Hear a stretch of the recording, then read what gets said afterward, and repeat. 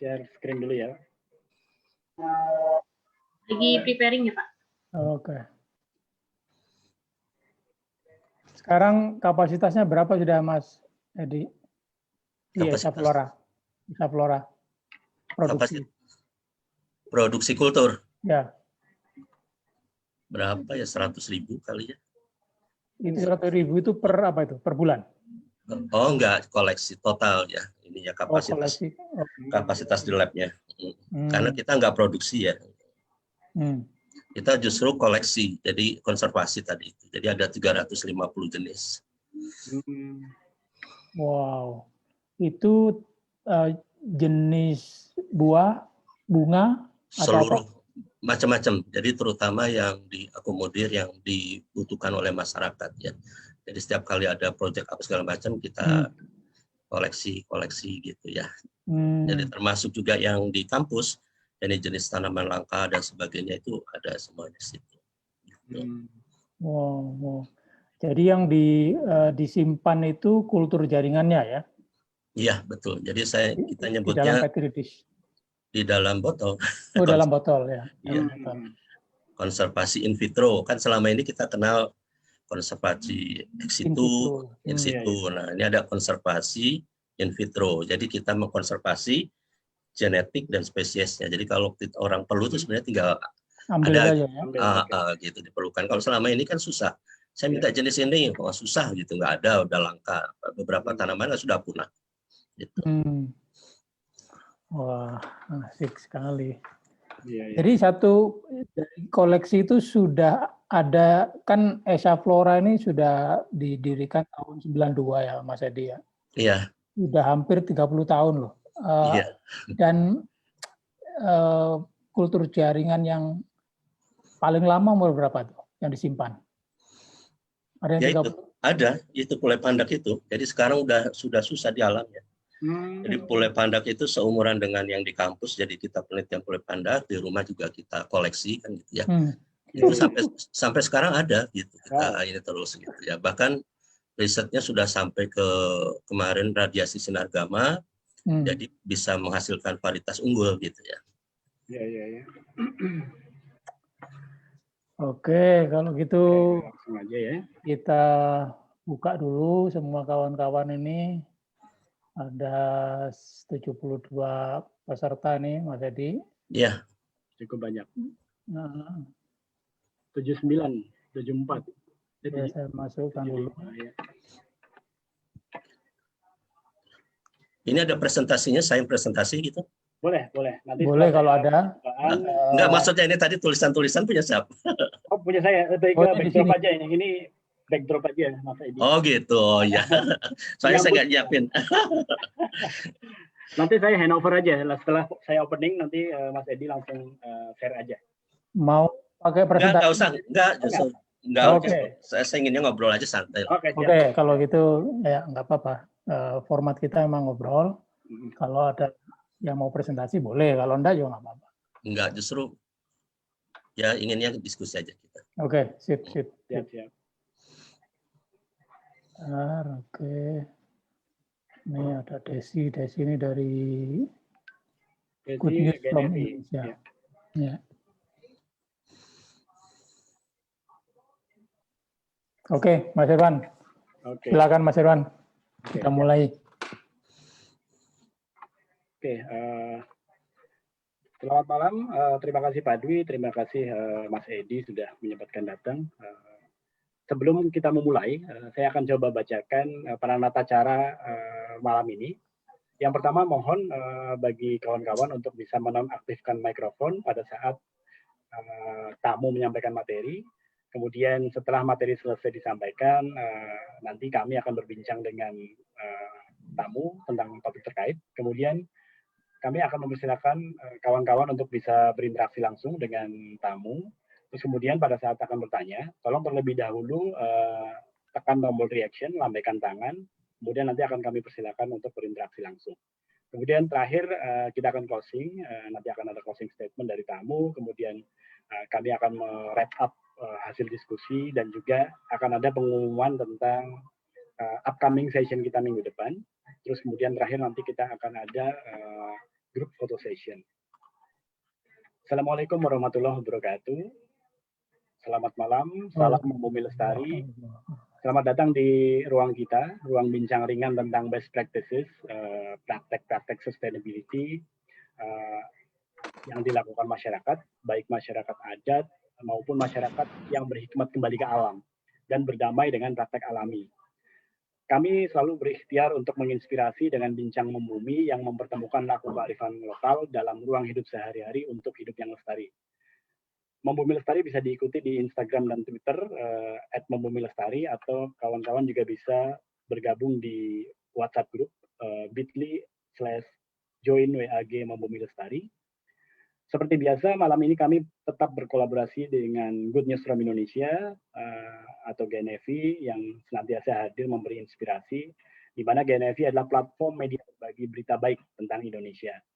Nah, kawan-kawan bisa mengunjungi melalui website goodnewsfromindonesia.id maupun kanal-kanal media sosial GNFI di Instagram, Twitter, Facebook, maupun YouTube. Nah, bincang ringan hari ini akan ditayangkan live di kanal Facebook dan Twitter GNFI dan juga kanal Facebook Rimak Asia. Semoga kawan-kawan malam ini dalam kondisi sehat, semangat, dan juga semakin membumi dengan kegiatan arif yang kreatif dimanapun berada. Selamat datang di Ruang Membumi Lestari Talk seri ke-31. Nah, malam ini kami kembali hadir berkolaborasi dengan Good News from Indonesia, menghadirkan tamu, seorang guru, namun juga menjadi entrepreneur dari ilmu dan pengetahuan yang diajarkan pada murid-muridnya di kampus. Beliau adalah Insinyur Edi Sandra, MSI, seorang dosen pada bagian konservasi tumbuhan, Departemen Konservasi Sumber Daya Hutan dan Ekowisata di Fakultas Kehutanan IPB University Bogor. Nah, topik kali ini mengambil tema teknik kultur jaringan skala rumahan. Nah, sekilas tentang Mas Edi, sebagai seorang dosen, Mas Edi selalu rajin belajar dan memperdalam ilmu yang menjadi tanggung jawabnya. Nah, rasa ingin tahunya yang tinggi mengantarkannya pada teknik-teknik konservasi tanaman. Salah satu teknik itu adalah kultur jaringan. Nah, tidak cukup hanya belajar di kampus, Mas Edi bersama istri, Insinyur Hapsiati, mengembangkan fasilitas kultur jaringan di rumahnya di Bogor. Dengan peralatan yang sederhana, laboratorium, dalam tanda kutip, kultur jaringan ini terus berkembang. Dan sejak saat itu lahirlah SH Flora. Nah, pada awalnya SH Flora yang didirikan tahun 92 untuk membantu memenuhi kebutuhan keluarga.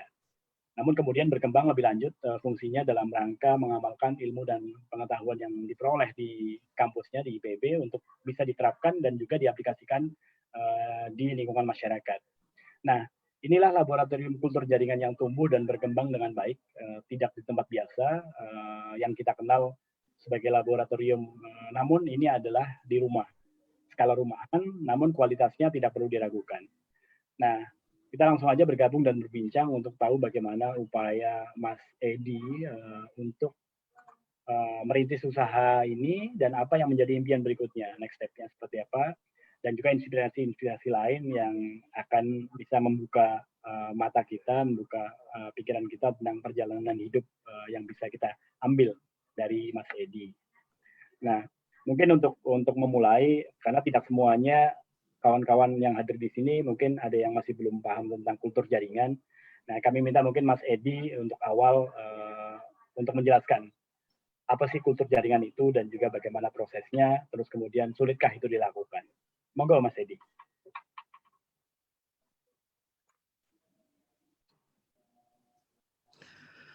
Jadi kultur jaringan itu apa ya? Jadi kalau saya berusaha mendefinisikan dari berbagai sudut, jadi sebenarnya mudah, tapi juga tidak sederhana. Ya, jadi maksud saya bahwa kultur jaringan ini insya Allah bisa dilaksanakan oleh siapapun, asal dia memang sungguh-sungguh di dalam melaksanakannya. Seperti itu. Banyak peserta pelatihan yang sudah kita didik dan kita latih, bahkan ribuan orang, tapi hanya 20% yang kira-kira running dengan lab kultur jaringannya. Nah, yang ingin saya sampaikan di sini sebenarnya kembali kayak tadi itu, jangan cepat putus asa, karena sebenarnya kembali saya bilang tadi itu kultur jaringan itu sederhana. Maksudnya kalau kita sudah terbiasa, insya Allah itu ini saja, sesuatu yang memang harus kita lakoni. Jadi jangan takut duluan dengan suatu SOP yang kayaknya ribet gitu ya, padahal sih sebenarnya kalau itu kita sudah hafal, itu sederhana. Kenapa saya bilang demikian? Karena kultur jaringan ini merupakan awal dari suatu metode untuk menghasilkan suatu produk yang sangat spektakuler. Jadi arahnya banyak. Jadi kalau orang tahu hanya kultur jaringan itu hanya untuk memperbanyak tanaman, padahal tidak hanya itu. Banyak sekali yang bisa dilakukan oleh kultur jaringan dan itu sangat spektakuler kan gitu ya.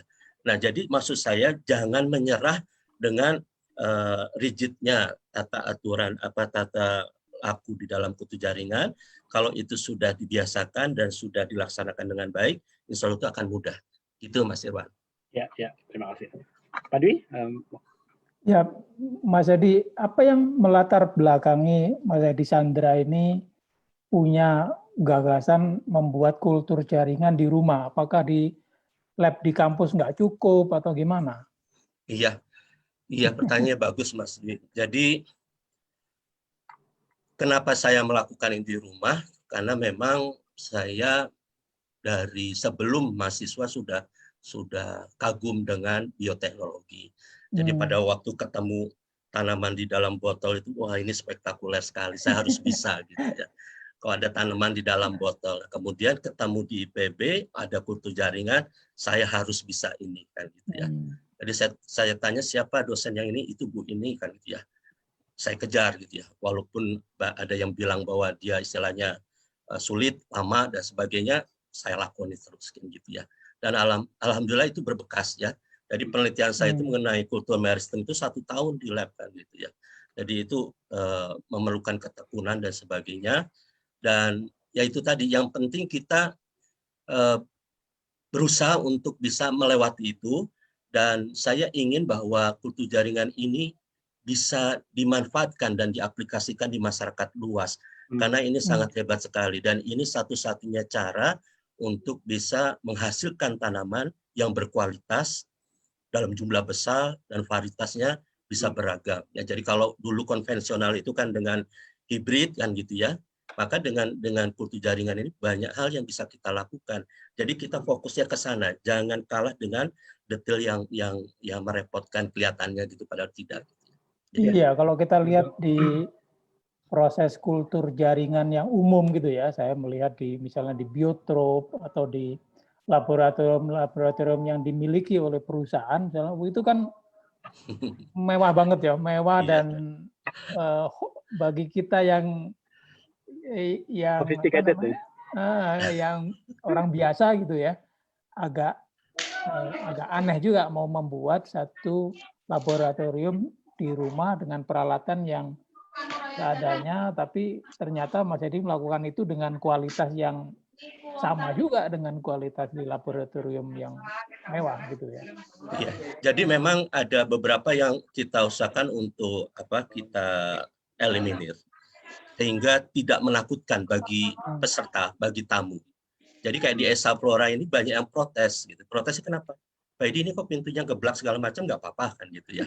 Jadi pintu tuh ngeblak kemana-mana tapi kulturnya nggak kontaminan kan gitu ya. Pak Edi kok waktu kerja nggak pakai jas lab dan sebagainya kan gitu. Jadi hal-hal yang harusnya dilakukan itu banyak dilanggar kan gitu ya. Tapi sebenarnya bukan itu maksudnya.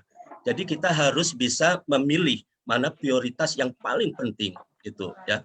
Nah, kita dari pengalaman kita ini kita tahu akhirnya bahwa awalnya kultur jaringan itu adalah seluruh proses yang dari A sampai Z itu dilakukan dalam suatu ruangan yang steril. Kalau standarnya seperti itu.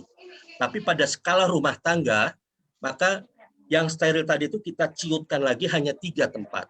Di autoclave, di laminar, dan di dalam botol. Selama 3 itu steril, maka nggak ada masalah. Gitu. Ya, itu kira-kira. Nah, Mas Edi, saat ini kan di saat pandemi gitu, tren yang berkembang kan, kayaknya semua orang lagi banyak punya hobi baru nih, urban farming, gardening dan segala macam. Bahkan sampai di sekitar rumah saya di Bintaro itu kalau sore itu jalur tempat orang jual tanaman itu ramai sekali, bikin macet. Nah, ini mungkin bisa menjadi solusi ya, ketika harga semakin melambung dan kelangkaan beberapa jenis varietas gitu ya, mungkin kultur jaringan bisa menjadi solusi untuk mereka ketika harga-harga yang juga melambung, mungkin kalau dibandingkan dengan cost yang diperlukan dengan metodenya Mas Edi. Iya, Mas. Jadi justru sekarang ini kita sedang ramai dan banyak peserta pelatihan kita yang mengarah ke sana.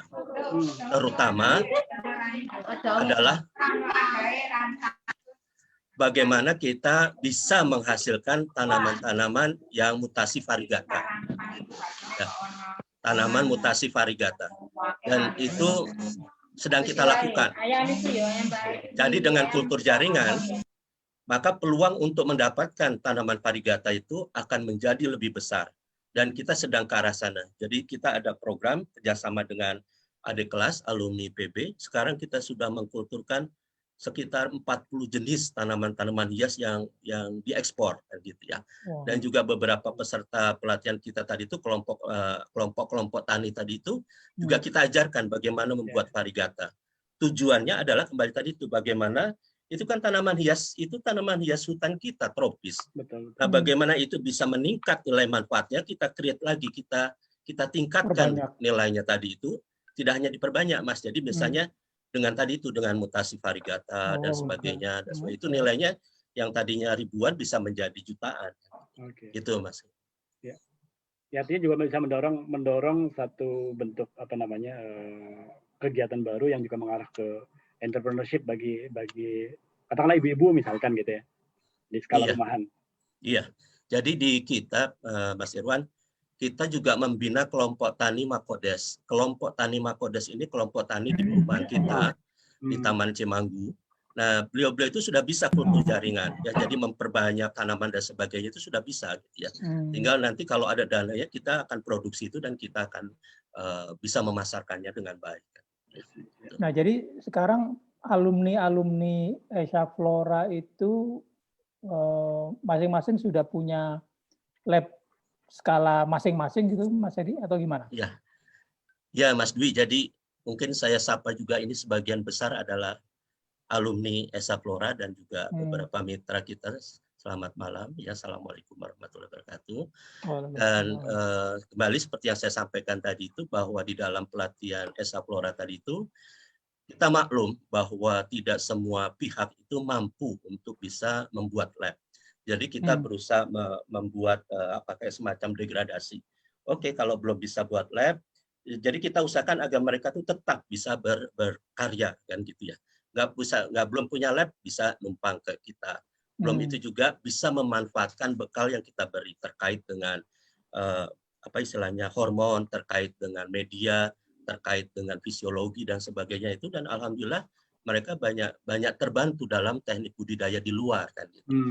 Itu kira-kira. Nah, bisa diceritakan, Mas Edi. Jadi kalau misalnya saya ingin membuat lab kultur jaringan di rumah gitu ya, apa yang harus saya lakukan? Ya, Mas Dwi. Jadi untuk membuat lab di rumah tadi itu kembali levelnya itu ada yang sangat, maksud saya peserta masyarakat itu berbeda-beda. Ada yang dia benar-benar hanya istilahnya tidak memiliki dana tapi kemauan yang kuat, maka kita minta untuk dia berusaha bertahap. Jadi nih bikin enkas dulu, kan gitu ya. Jadi kita kasih skemanya untuk bikin enkas, kemudian enkas itu apa? Enkas itu penggantinya laminar airflow, tempat menanam yang steril, kan gitu ya. Cuma kalau enkas itu dia kedap, jadi dalamnya kita sterilkan terlebih dahulu. Jadi untuk kelompok yang masyarakat bawah itu menggunakan enkas untuk alat tanamnya. Dan kita di dalam membina kelompok-kelompok tani juga kita menggunakan enkas semuanya. Jadi tidak menggunakan laminar, karena laminar sendiri kan sudah mahal. Nah, kembali kayak tadi itu, lebih efektif mana laminar dengan enkas? Sebenarnya lebih efektif enkas, karena dia kedap. Gitu, ya. Nah, karena kedap tadi itu peluangnya sebenarnya harusnya lebih bagus. Jadi beberapa binaan kita, sekolah-sekolah itu sudah melakukan kultur jaringan di taman, Mas Dwi, dengan menggunakan enkas. Di luar? Di luar, karena kan enkas tadi itu sudah sudah kedap, tertutup kan gitu ya. Selama tadi itu di dalam enkas itu steril, terus kemudian menanamnya steril, nutup botolnya steril, nggak masalah gitu. Ya. Ya. Nah kemudian yang untuk yang level berikutnya ini juga merupakan apa ya? Bukan suatu kontradiktif sebenarnya. Jadi yang datang ke kita itu dari level masyarakat hobis sampai kepada level perorangan agribisnis yang mau usaha sampai ke perusahaan besar. Jadi ini saya sapa istri saya di sini juga, dia mohon maaf lagi di Manado sekarang, Bu Hapsiati ya. Sana sedang mendampingi perusahaan untuk ini, ada Pak Edi Permana di sini juga, beliau dulu yang punya di sana. Oke. Jadi perusahaan tersebut ingin membuat kultur jaringan dan minta kita untuk bisa mendampingi sampai running. Nah itu kita ada programnya namanya transfer teknologi. Jadi untuk perusahaan-perusahaan besar tadi itu dia tidak mau kejeblos, tidak mau ada stuck atau juga mati di jalan dan sebagainya, sehingga itu dari awal perencanaan sampai pengadaan sampai running itu kita dampingi seperti itu. Itu kalau perusahaan besar. Kalau perorangan misalnya seperti sini juga banyak teman-teman, ayo silakan. Jadi saya ini sangat terbuka sekali. Ayo bentuk grup, ayo belajar kayak Sapflora. Insya Allah dengan senang hati kan. Gitu ya. Jadi bayarnya tidak bayar yang profesional. Nah, apa bedanya yang profesional yang grup tadi itu? Ya memang berbeda kualitas dan juga isinya. Bukan kita istilahnya getok, bukan ya. Jadi kalau yang pelatihan profesional itu memang intensif, dalam 4 hari dari pagi sampai sore. Itu semua kita berikan. Nah, kalau yang kelompok-kelompok yang tadi itu kan paling misalnya cuma sehari, jadi hanya demo dan sebagainya. Tapi tidak sampai kepada ikut merasakan bagaimana setiap tahapannya. Kira-kira seperti itu. Nah, Mas Edi ini kan berarti termasuk entrepreneur ya, orang yang mengembangkan pengetahuan dan pengalamannya untuk dikapitalisasi menjadi sebuah bisnis, sebuah entrepreneurship. Nah, tapi uniknya Mas Edi ini malah melatih orang untuk menjadi entrepreneur juga gitu, atau memungkinkan perusahaan lain untuk membuat laboratorium yang mungkin bagi sebagian orang Mas Edi ini malah menciptakan kompetitor gitu. Iya betul sekali. Nggak khawatir sampean tuh. Jadi memang beda ya. Saya rasakan juga demikian. Jadi kalau dia dari perusahaan lain, mungkin apa yang Mas Dwi katakan demikian. Tapi karena saya ini seorang dosen dan saya punya beban moral untuk bisa mentransfer teknologi ini, maka mungkin saya lebih cocok dibilang social entrepreneur. Jadi memang tidak profit oriented kan gitu. Dan saya lebih fokus pada fungsi-fungsi yang bisa meningkatkan pengetahuan dari masyarakat. Jadi kayak misalnya sekarang ini banyak anak-anak mahasiswa itu yang PKL, yang penelitian, yang magang di sini. Nah itu kita usahakan untuk tetap running kan gitu ya. Gitu. Demikian juga anak-anak yang bahkan bukan di bawah itu kan gitu, yang dia mau memang punya kemauan kuat, ayo silakan aja gitu ya. Gitu. Jadi memang kita tidak menutup-nutup, kita tidak berusaha untuk menghambat. Justru kita buka selebar-lebarnya, harapan saya demikian. Jadi kita nanti Indonesia ini menjadi negara yang paling hebat dari segi biodiversity dan bioteknologinya itu. Harapan saya begitu Mas Dwi, ini nih angan-angan gitu ya. Ya. Ini menyambung tentang biodiversitas tanaman endemik di Indonesia, Mas Edi. Nah, kan kita tahu juga ya, semakin banyak plasmanuta kita, bahkan di level kebun dan taman rumah banyak yang hilang gitu ya. Nah, bisa nggak sih kultur jaringan itu menjadi solusi bagi upaya-upaya konservasi dan memunculkan kembali aset yang sudah hilang tadi, Mas? Iya, sangat betul sekali, Mas Irwan. Jadi kembali yang tadi saya sampaikan, jadi saya sengaja memunculkan nama konservasi in vitro tadi itu. Nah, konservasi in vitro ini menggunakan metode, ada 2 sebenarnya. Ada metode pertumbuhan minimal, ada satu lagi metode kriopreservasi. Tapi kriopreservasi ini sangat high teknologi, susah untuk bisa diaplikasikan di masyarakat. Jadi saya menggunakan yang teknologi pertumbuhan minimal ini.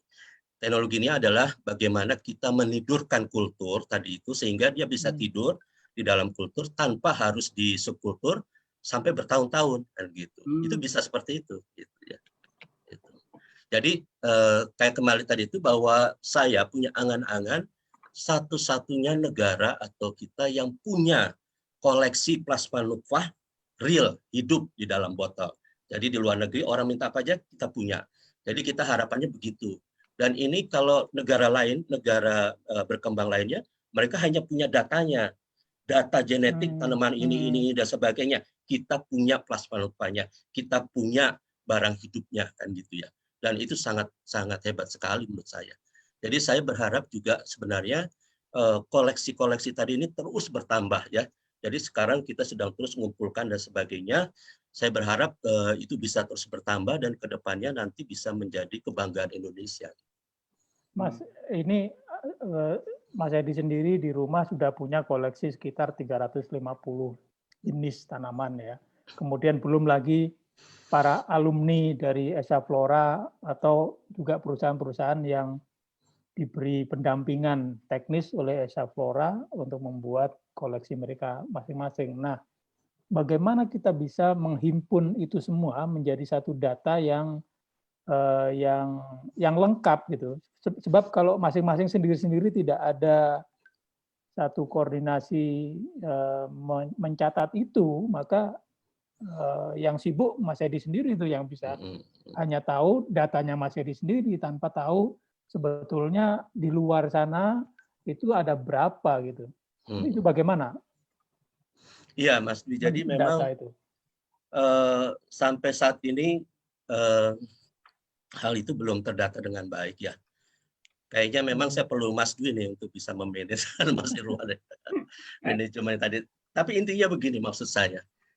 Kembali kayak tadi itu yang disampaikan Mas Irwan bahwa saya juga memaklumi bahwa peserta saya itu tidak seluruhnya atau tidak sama dengan saya. Mereka itu pengusaha. Mereka itu ingin berusaha mendapatkan keuntungan. Jadi wajar kalau mereka keep pengetahuan mereka, kultur mereka dan sebagainya, sehingga saya juga nggak bisa berbuat apa-apa gitu. Jadi tidak bisa mewajibkan mereka, ayo kulturnya ini dan sebagainya. Tapi juga saya berharap mereka tidak menghalangi saya untuk menyampaikan pengetahuan saya kepada masyarakat luas terkait pengetahuan kultur jaringan dan sebagainya. Dan mereka memaklumi ini semua. Nah, kedepannya saya berharap bahwa sesama anggota lab-lab tadi itu bisa saling bekerja sama nantinya.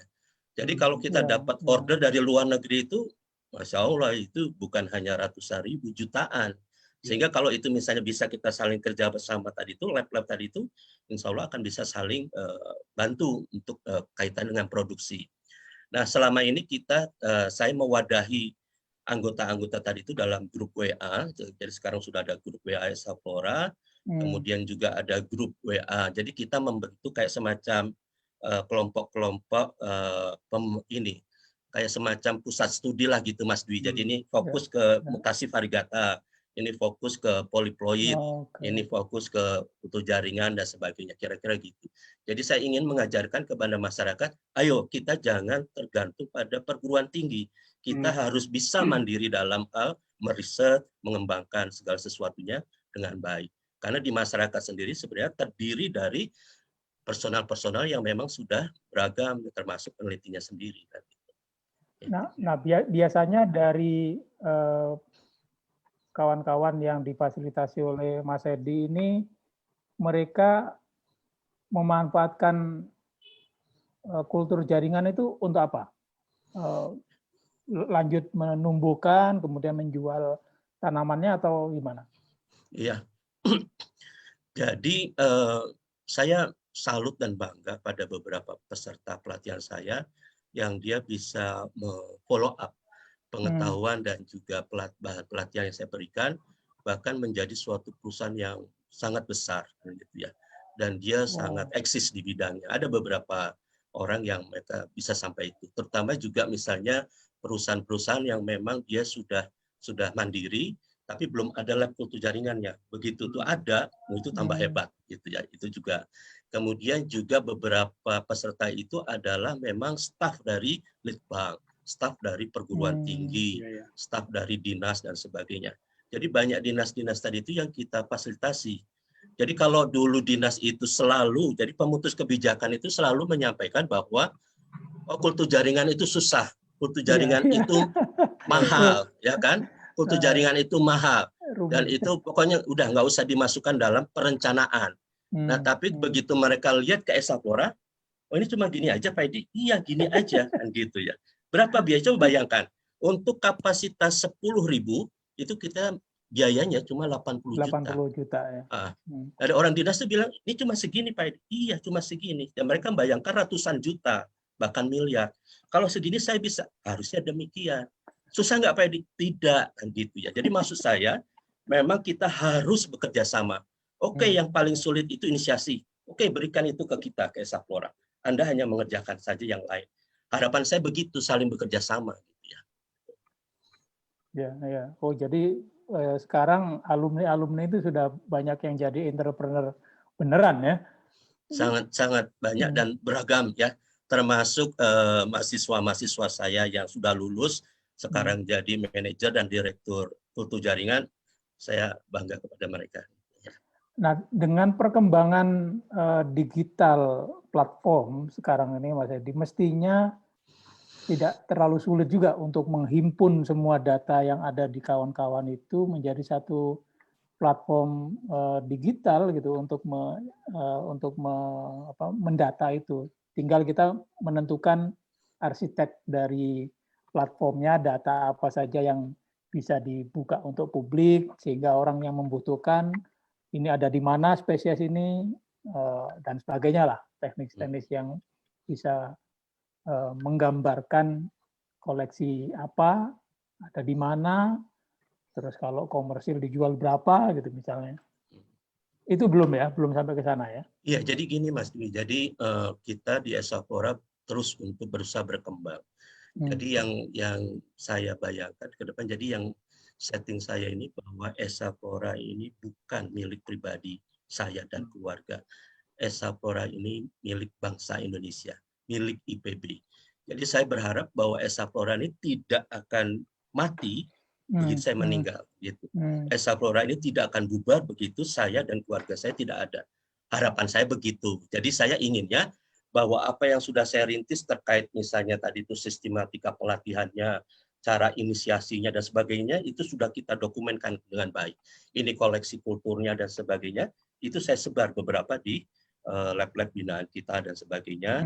Kemudian juga beberapa asisten dan sebagainya sudah kita kasih tahu mereka, ini loh paket-paket pelatihannya dan sebagainya tadi itu. Nah, untuk yang koleksi-koleksi tadi itu kan baru sama sekali. Ini sedang kita rintis terus untuk setiap bulannya akan bertambah jumlahnya kan gitu ya. Kita inisiasi terus dan sebagainya. Cuma kembali bahwa nah ini yang saya ingin sampaikan dan juga sebenarnya kita malu ya pada semuanya.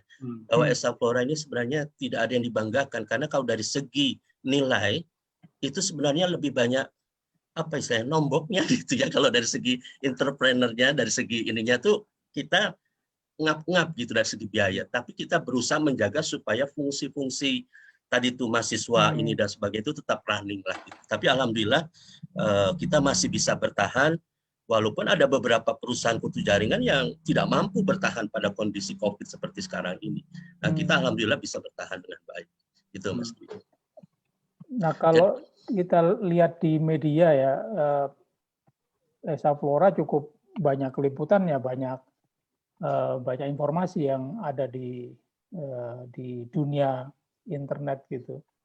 Nah, apakah pemerintah atau apa yang dilakukan oleh pemerintah atau katakanlah juga kampus IPB gitu ya, melihat inovasi yang luar biasa ini yang sudah dilakukan oleh Mas Edi sebagai warga negara Indonesia dan juga guru di IPB gitu ya, sehingga mimpi Mas Edi tadi untuk misalnya menjadikan Esaflora sebagai sebuah aset bangsa itu bisa terus maju, terus bisa berkembang dan tumbuh di berbagai tempat di Nusantara gitu. Apa apresiasi sejauh ini? Jadi intinya saya pribadi tidak mengharapkan, bukan ini maksud saya tidak akan tergantung pada siapapun. Tapi kalau ada orang mau proaktif dengan kita, insya Allah dengan senang hati kan gitu. Termasuk juga tadi itu dinas dan sebagainya ingin mengembangkan labnya di dinas dan sebagainya, insya Allah kita bantu. Nah di IPB, jadi saya ini termasuk apa istilahnya kayak kerikil kecil lah gitu ya. Masih banyak hal-hal yang sangat hebat itu yang perlu penanganan. Saya hanya berusaha ingin bahwa pengetahuan-pengetahuan yang tercecer di IPB ini yang tersimpan di perpustakaan ini bisa dimanfaatkan oleh masyarakat, bisa diaplikasikan. Jadi kalau Mas dilihat bagaimana pemanfaatan hormon sekarang, pemanfaatan zat-zat, terus juga teknik SOV, budidaya, dan sebagainya itu sudah sangat lumayan. Kan orang dulu hanya taunya NPK dan pupuk kandang kan gitu. Padahal ada 10 poin kan gitu ya. Nah itu terus kita edukasi dan sebagainya. Jadi dengan pengetahuan mereka bahwa pertumbuhan tanaman itu bisa dikendalikan dengan hormon. Oh mereka baru tahu kan gitu ya. Dan sekarang mereka hebat gitu ya. Jadi dengan pengetahuan hormon itu mereka bisa mempercepat 2 kali lipat kecepatannya, pertumbuhannya dan sebagainya. Jadi di situ saja mereka sebenarnya sudah asik di situ. Jadi lupa dengan kultur jaringannya tadi itu.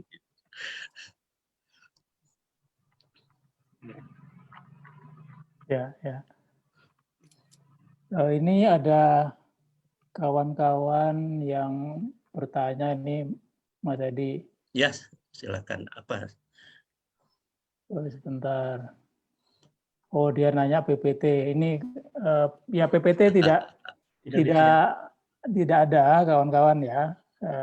Tapi memang ada PPT yang dibuat umum sama Mas Edi. Nanti kalau berminat bisa di-share ya Mas Edi ya, yang sampean kirim ke saya itu. Boleh. Ya, oke, nanti dikirim via email yang berminat untuk mendapatkan itu. Ya.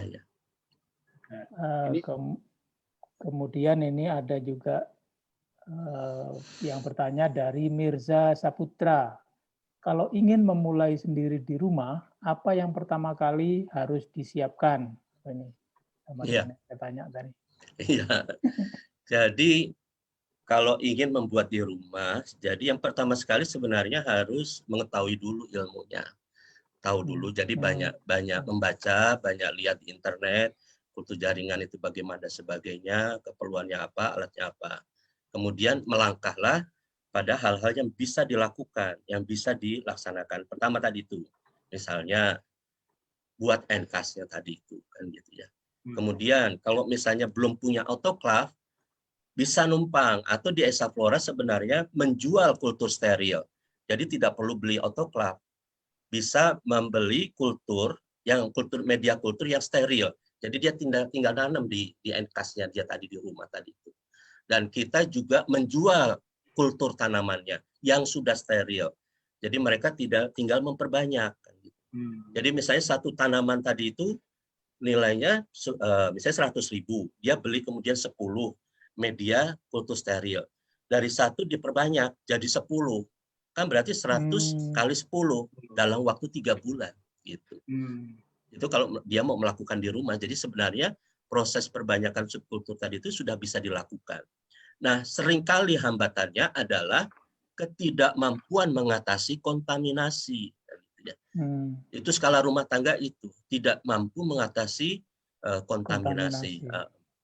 Saya sudah berulang kali menyampaikan bahwa sebenarnya kontaminasi itu yang paling besar selain cara menanamnya, cara mengkulturkannya adalah bocor. Ya, jadi tutupnya tadi itu tidak kuat kan gitu ya. Tidak rapat ya. Tidak rapat. Jadi kalau misalnya kita nutupnya kuat, maka tidak akan bocor kan gitu ya. Gitu. Bedanya di Esaflora itu, kalau di Esaflora tutup kultur jaringannya itu sangat kuat kan gitu ya, sangat rapat sehingga tidak memungkinkan terjadinya masuknya udara. Sampai-sampai orang akan bertanya kan misalnya ini kan rapat sekali ya, ini rapat sekali. Sampai bertanya, Pak ini napasnya bagaimana kan gitu ya, karena sangat rapat tadi itu. Ini napasnya bagaimana? Nah kebanyakan orang lupa bahwa tanaman itu adalah berfotosintesis. Ya kan? Iya, betul. Nah itu ya Pak, orang pada ini nggak bisa napas Pak Edi. Ya, gitu ya. Padahal kalau dalam kondisi yang seperti ini, dia bernapas, mengeluarkan CO2 dan berfotosintesis, memanfaatkan CO2, menghasilkan O2 dan itu dipakai lagi untuk bernapas lagi. Jadi sebenarnya dia situ mandiri. asal keseimbangan tadi itu masih didapat, dia akan masih bisa hidup. Gitu. Itu kira-kira. Untuk ngambil benih apa namanya itu bibitnya dari bagian mana yang paling efektif, yang paling baik? Jadi untuk mengkulturkan tanaman itu, bagian yang kita gunakan itu namanya explant. Explant yang paling mudah itu sebenarnya terkait dengan masalah sterilisasi itu adalah biji. Tapi kalau biji masalahnya kita tidak bisa memastikan sifatnya itu A kan gitu. Karena biji tadi itu ada proses segregasi dari induknya kan gitu ya. Sehingga kita tidak bisa memastikan bahwa ini kualitasnya A. Nah, maka kita harus mengambil dari bagian vegetatifnya. Bagian vegetatif yang paling mudah untuk dikulturkan itu adalah titik tumbuh. Ya, titik tumbuh itu ada dua, yang meristem apikal dan yang di ketiak daun, meristem lateral. Jadi itu yang kita ambil. Nah, jaringan muda yang lainnya itu juga masih bisa kita kulturkan. Tapi di dalam pelaksanaannya, di dalam mengkulturkan, kita harus menggunakan metode embriosomatik. Jadi metodenya itu harus berputar jauh, gitu ya, lama, panjang, dan juga tidak banyak orang tahu formula-formulanya. Formula membuat kalus bagaimana, formula membuat embriosomatik bagaimana, menumbuhkannya bagaimana. Kalau titik tumbuh tadi itu tinggal dikulturkan pakai formula menumbuhkan kultur tadi itu, udah tumbuh dia jadi tunas-tunas. Jadi pendek langkahnya. Ada lagi Mas Irwan? Kalau ada ini pertanyaan lagi dari Mbak Novita Hermayani. Bapak, saya izin bertanya untuk kultur tanaman berkayu. Apakah mungkin untuk menghasilkan explant yang steril lebih dari 50% pada saat awal penanaman? Seringkali berhasil, tetapi browning saat setelah dipindah ke media baru, apakah sewaktu pemindahan explant tersebut mengalami stres? Iya, pertanyaannya bagus. Maaf tadi saya lupa namanya siapa? Novita. Jadi memang kultur jaringan yang paling sulit itu adalah kultur jaringan jenis pohon hutan tropis ya. Jadi kultur jaringan pohon hutan tropis itu 4 masalah di dalam kultur jaringan itu semuanya ada. Jadi terutama adalah yang paling sulit adalah bahwa hampir semua tanaman di alam raya ini itu mengandung mikroba di dalamnya. Sehingga sulit untuk bisa dikulturkan. Karena kultur jaringan itu sebagian besar para praktisi itu dia hanya mensterilkan bagian permukaan. Dia lupa bahwa ada mikroba di dalam explant dan itu seringkali menimbulkan kontaminasi lagi. Itu. Nah, yang kedua bahwa pertumbuhan pohon tadi itu dia banyak mengandung metabolis sekunder sehingga selalu terjadi browning ya, terjadi browning. Jadi kita harus bisa memilih bahan explant tadi itu benar-benar mudah ya, dari tanaman juvenil dan jaringan yang muda. Kemudian yang berikutnya dia pertumbuhannya sangat lambat. Sangat lambat. Nah, ini yang seringkali jadi salah persepsi, salah kaprah bahwa pada saat misalnya ditanam gitu ya. Ya ditanam kan pertumbuhannya lambat. Nah, kalau pertumbuhannya lambat tadi itu lebih dari 4 bulan, maka sel-selnya itu akan tua. Nah, itu bahayanya. Kalau kita nggak ambil pucuknya, maka 4 bulan tadi itu dominasi selnya itu adalah dominasi sel tua, maka kualitas hidupnya dia akan semakin tua dan pada akhirnya akan mati semua kulturnya tadi itu. Gitu. Nah, apa yang ditanyakan saudara Novita tadi itu lebih baik jangan mencari seperti itu, tapi bagaimana goalnya adalah bagaimana kita mampu dan berhasil mengkulturkan jenis pohon. Kita mendapat tugas dari HPH untuk mengkulturkan 5 jenis tumbuhan pohon dulu ya. Itu biayanya nggak tanggung-tanggung, 50 juta per tahun per jenis. 50 juta per tahun per jenis. Dan itu alhamdulillah diapain maksudnya? Jadi ya tadi itu. Jadi proses inisiasinya tadi itu nggak cukup 1-2 gitu ya. Untuk membuat kultur jaringannya ya. Jadi kita ambil lagi. Kemudian di dalam kita menginisiasi mendapatkan kultur yang steril tadi itu terutama pohon, maka di Esa Flora menambahkan 2 tahapan. Yang pertama adalah karantina indukan explant, yang kedua adalah perendaman antibiotik beroksigen tinggi, steril ya, gitu. Jadi karena kita pernah mendapatkan suatu statement bahwa antibiotik itu efektivitas kerjanya itu 7-14 jam. Jadi kalau misalnya ada orang mensterilisasi dengan antibiotik dengan maksud untuk mensterilkan mikroba yang ada di dalam eksplan. Kan untuk mensterilkan mikroba di dalam eksplan itu nggak bisa sembarangan bahan desinfektan yang lain karena bisa mematikan tanaman. Jadi kita harus menggunakan antibiotik. Nah, efektivitas kerja antibiotik itu minimal 7-14 jam. Nah, sementara orang mensterilisasi paling lama setengah atau 1 jam. Kenapa demikian? Karena khawatir eksplan tadi itu kalau direndam itu akan kekurangan oksigen. Viabilitasnya menurun. Jadi mereka ya sudah 1 jam saja. Seringkali orang Indonesia begitu, sudah 1 jam saja. Jadi sebenarnya salah di dalam mengambil langkah. Kalau memang misalnya harus disterilisasi lebih dari 14 jam, maka itu wajib dilakukan. Terus apa masalahnya? Oh, nanti mati direndam. Kita kasih oksigen. Gitu. Nah, itu yang kita tambahkan. Perendaman antibiotik beroksigen tinggi. Jadi kita menggunakan aerator steril. Jadi dengan menggunakan itu dan airnya tadi itu juga menggunakan air beroksigen tinggi. Dan itu direndam sampai 1-2 hari itu masih turgor, masih sehat gitu ya. Dan itu kita mendapatkan hal yang positif di situ. Gitu. Ya. Ini ada Yekti Nugroho nih, Mas Irwan. Silakan, Mbak. Ya. Ya, silakan. Bapak. Pak Yekti. Pak Yekti Nugroho. Okay. Ya, silakan di-unmute dulu.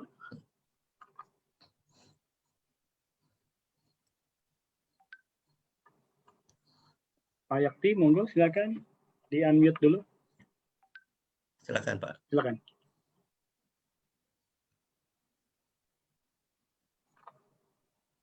Oke, mungkin masih belum ada di situ. Mungkin ada lagi pertanyaan nih, Pak Dwi. Ya. Dari Mbak Alin. Kultur jaringan apa yang sudah diproduksi dan siap dijual? Dan bagaimana cara tanamnya? Kalau bisa saya mau coba menanam. Ini menanyakan starter pack-nya nih. Iya. Jadi kembali tadi itu bahwa Esa Flora ini sebenarnya kecil ya. Maksudnya kecil tadi itu kita hanya punya koleksi 350 jenis. Dan karena kita tidak punya ruang lokasi, maka kita tidak memproduksi, tidak mengeluarkan. Nah, yang memperbanyak itu sebagian besar adalah peserta-peserta pelatihan kita. Ya. Itu. Jadi mereka yang mengakli, mereka yang memperbanyak, bahkan mereka punya tanaman unggulan sendiri kan gitu. Nah, kita sebenarnya mensuplai tadi itu kebutuhan dari mereka semua tadi itu. Nah, dari sekian banyak tadi itu memang sebagian besar kondisinya masih kondisi tahapan multiplikasi. Jadi sebenarnya yang beli kultur ke kita itu adalah orang-orang yang bisa kultur jaringan. Karena kalau nggak bisa, dia nggak akan bisa memperbanyak kan gitu ya. Nah, ini sengaja demikian. Kalau perusahaan-perusahaan, coba Mas Dwi Mas Irwan cari, tidak ada perusahaan kultur jaringan satupun yang mau menjual kulturnya. Betul tadi yang dikatakan itu sama saja memberikan amunisi kepada lawan kan gitu ya. Itu kan kalau kita enggak silakan kembangkan kan harapannya demikian. Ya, jadi Mas Edi itu menjual kulturnya ya yang sudah jadi ya. Ya, kultur steril ya.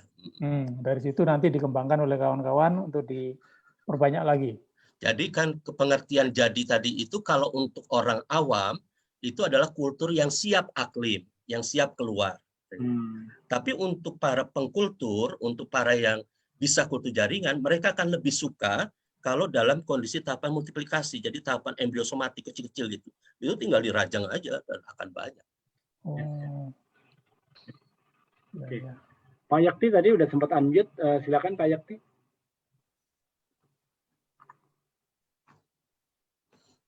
Belum ya. Belum.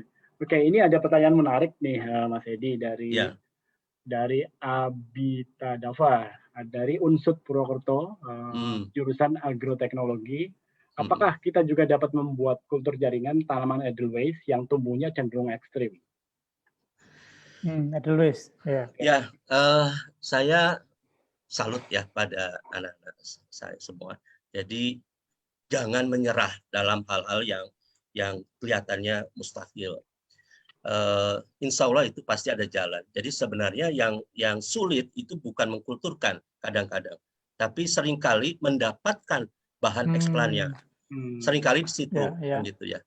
Jadi kayak misalnya kita mengkulturkan berbagai macam tadi itu, permasalahannya adalah bahan eksplannya.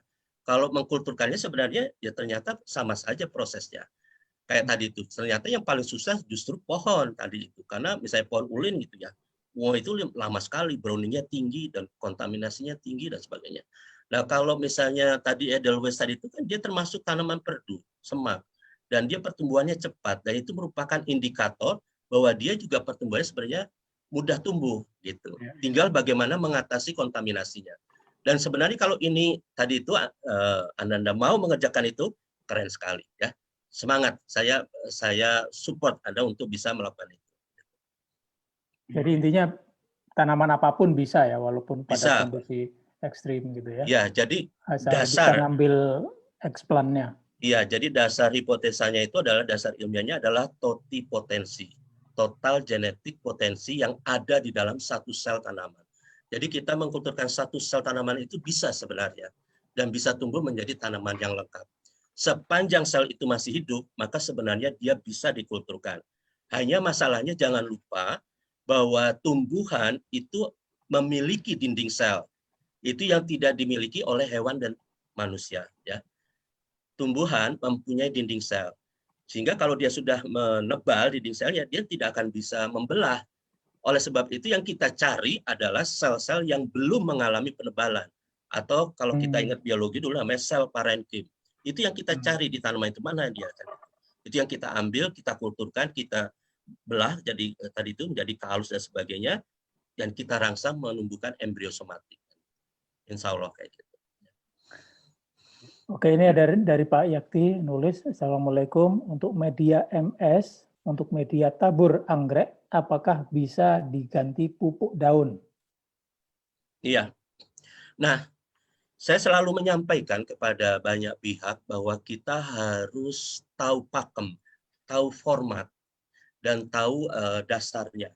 Jadi kalau kita mau memodifikasi, maka kita harus tahu itu semua tadi itu. Jadi misalnya sebagai contoh, bahwa anggrek, biji anggrek, itu adalah biji yang tidak memiliki endosperm, tidak mempunyai cadangan makanan. Jadi media kultur jaringan untuk biji anggrek wajib memiliki organik, wajib memiliki support untuk makanan-makanan. Jadi organik tadi itu banyak, ada sumber energi, ada vitamin, ada hormon, kan gitu ya, ada organik lainnya. Itu yang harus kita support. Jadi kalau misalnya hanya pupuk daun, dia tidak mampu untuk memasak, tidak mampu berfotosintesis kan, dan dia tidak punya cadangan. Jadi untuk awal dia perlu energi, dia perlu vitamin, dia perlu asam amino dan sebagainya tadi. Oleh sebab itu tadi itu kita ganti misalnya MS-nya tadi itu dengan pupuk daun boleh, itu untuk menggantikan unsur haranya. Kemudian kita masukkan juga tadi sumber energinya adalah gula. Kita masukkan misalnya untuk vitaminnya pakai vitamin BIP ya, vitamin B kompleks IP, itu juga bisa sama aja. Kemudian kita kasih misalnya pepton dan sebagainya. Wah, itu pertumbuhannya keren gitu ya. Ini selanjutnya dari Waikom. Pak, ini kan kultur jaringan skala rumahan. Misalkan kita sudah punya NCAS, akan tetapi media yang digunakan setahu saya perlu untuk disterilkan, sedangkan alat sterilisasi biayanya lumayan. Nah, bagaimana caranya mempersiapkan alat dan bahan biar tetap steril? Iya, pertanyaannya bagus, dan saya sudah pernah mencoba ini waktu itu, dan memang kayaknya autoclave itu wajib ya. Atau kalau misalnya mau digantikan yang skala rumah tangga itu ada yang namanya Presto ya. Jadi ada alat namanya Presto yang dia juga bertekanan tinggi, itu sama dengan autoclave, hanya dia ukurannya kecil. Jadi kita bisa beli Presto, kita masak selama 1 jam. Itu ininya sama tekanannya. Itu pernah kita teliti dan pernah kita tanyakan ke perusahaan alatnya tadi itu, rupanya sama dia untuk mensterilkan juga. Gitu kira-kira. Kemudian ini Pak. Ini ada kan Esa Flora punya program pelatihan ya, Mas ya? Iya. Itu setiap periode berapa, terus ada yang reguler nggak? Berapa biayanya?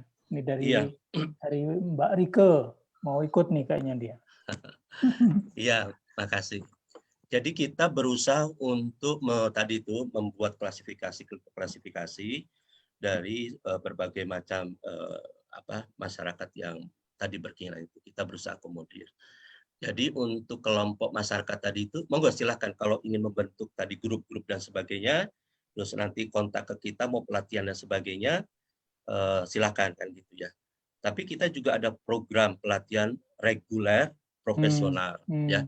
Program pelatihan reguler profesional ini adalah suatu program pelatihan yang memang ditujukan bagi orang-orang yang serius mau membuka dan melaksanakan kutu jaringan.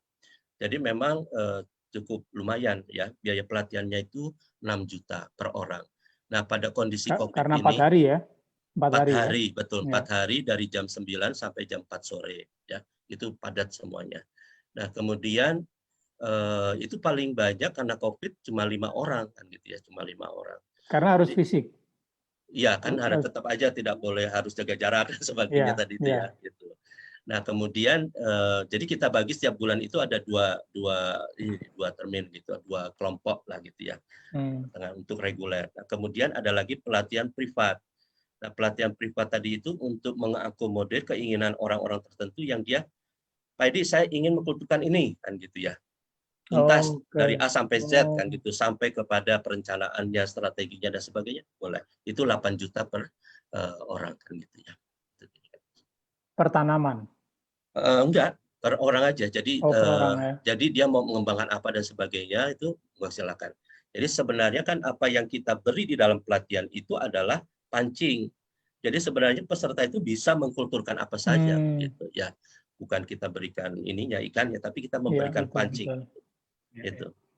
Nah, ini dari Muhammad Faizul Huda. 2 bulan terakhir ini saya sudah membuat laboratorium kultur jaringan tanaman skala rumahan dan sudah mulai menginisiasi dari biji tanaman anggrek dan beberapa tanaman yang lainnya. Bagaimana tips dan trik agar laboratorium ini bisa berkembang dengan baik? Dimulai dengan tanaman anggrek dia nih, Mas Huda nih. Iya. Mas Huda ya, terima kasih. Jadi spesifik khusus nggak nih kalau tanaman anggrek atau sama saja, Mas? Enggak, sama aja. Dan dia justru lebih mudah harusnya ya gitu. Dia lebih mudah dan dia pasarnya juga stabil karena kan kita masih banyak yang belum bisa tadi tuh belum bisa menghasilkan cloning ya.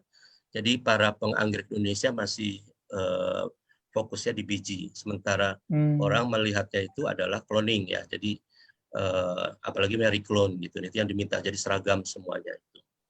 Nah, di dalam mengelola lab itu yang paling rawan atau paling berat itu adalah membiayai pengelolaan lab tadi itu, apalagi kalau mau profesional. Seringkali bahwa para pengelola tadi itu atau perusahaan itu tidak mampu atau tidak seimbang antara biaya operasional dengan pemasukan. Hal ini disebabkan karena nilai atau harga bibit kultur jaringan tadi itu tidak memadai dibandingkan biaya operasional yang berat, yang besar tadi itu. Padahal menurut saya wajar-wajar saja sebenarnya bibit tadi itu dimahalkan saja. Karena memang ini kultur jaringan. Tapi ini karena orang persepsinya dari awal itu sekian gitu ya, sebenarnya nggak usah begitu. Disesuaikan aja dengan biaya operasional kultur jaringan, memang ini mahal kan gitu ya. Tapi juga harus bisa meyakinkan konsumen bahwa ini berkualitas, intinya gitu sebenarnya. Jadi jangan sampai kita bertahan pada harga yang murah, tapi terus kemudian labnya tidak mampu bertahan. Gitu. Intinya seperti itu. Jadi yang paling sulit adalah bagaimana tadi itu membiayai lab. Nah, saran saya kenapa Esa Flora itu mampu bertahan, karena Esa Flora itu melakukan diversifikasi produk dan jasa. Jadi produk dan jasa yang dilakukan Esa Flora sangat banyak, beragam. Nah, itu yang banyak membantu kita membuat Esa Flora mampu bertahan sampai sekarang. Itu. Termasuk jadi, jual bibit hidupnya nggak, Mas? Iya, masuk. Ada ya, tanaman buah maupun bunga ya? Iya, gitu. Nah, kita berusaha tadi itu mengedukasi kepada masyarakat bagaimana tadi itu. Jadi, bagaimana kita mampu mengendalikan pertumbuhan tanaman. Jadi di YouTube atau di ini yang kita sampaikan tadi itu kita ajarkan ini loh formatnya. ini loh komponennya, hormonnya ini dan sebagainya, ini harus ada, ini dominan ini dan sebagainya. Tapi memang tidak semua orang mampu meresapi itu kan gitu ya. Ada dari beberapa mereka, oh ya terima kasih Pak Edi kan gitu ya. Jadi beberapa formulator hormon, beberapa formulator pupuk itu datang ke Esa Flora gitu ya, dari perusahaan-perusahaan itu. Dan kemudian mereka membuat produk-produk itu dan sebagian sudah ada di pasar.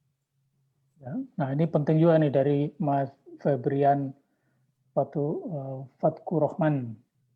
Apakah sudah pernah mengaplikasikan kultur Nepenthes clipeata? Ini Nepenthes endemik Gunung Kelam yang sudah semakin langka. Wah, baru tahu saya kalau ada Nepenthes yang endemik Gunung Kelam. Pernah ke Gunung Kelam saya nih. Iya. Gimana, Mas? Jadi ya kalau terkait dengan jenis itu belum ya.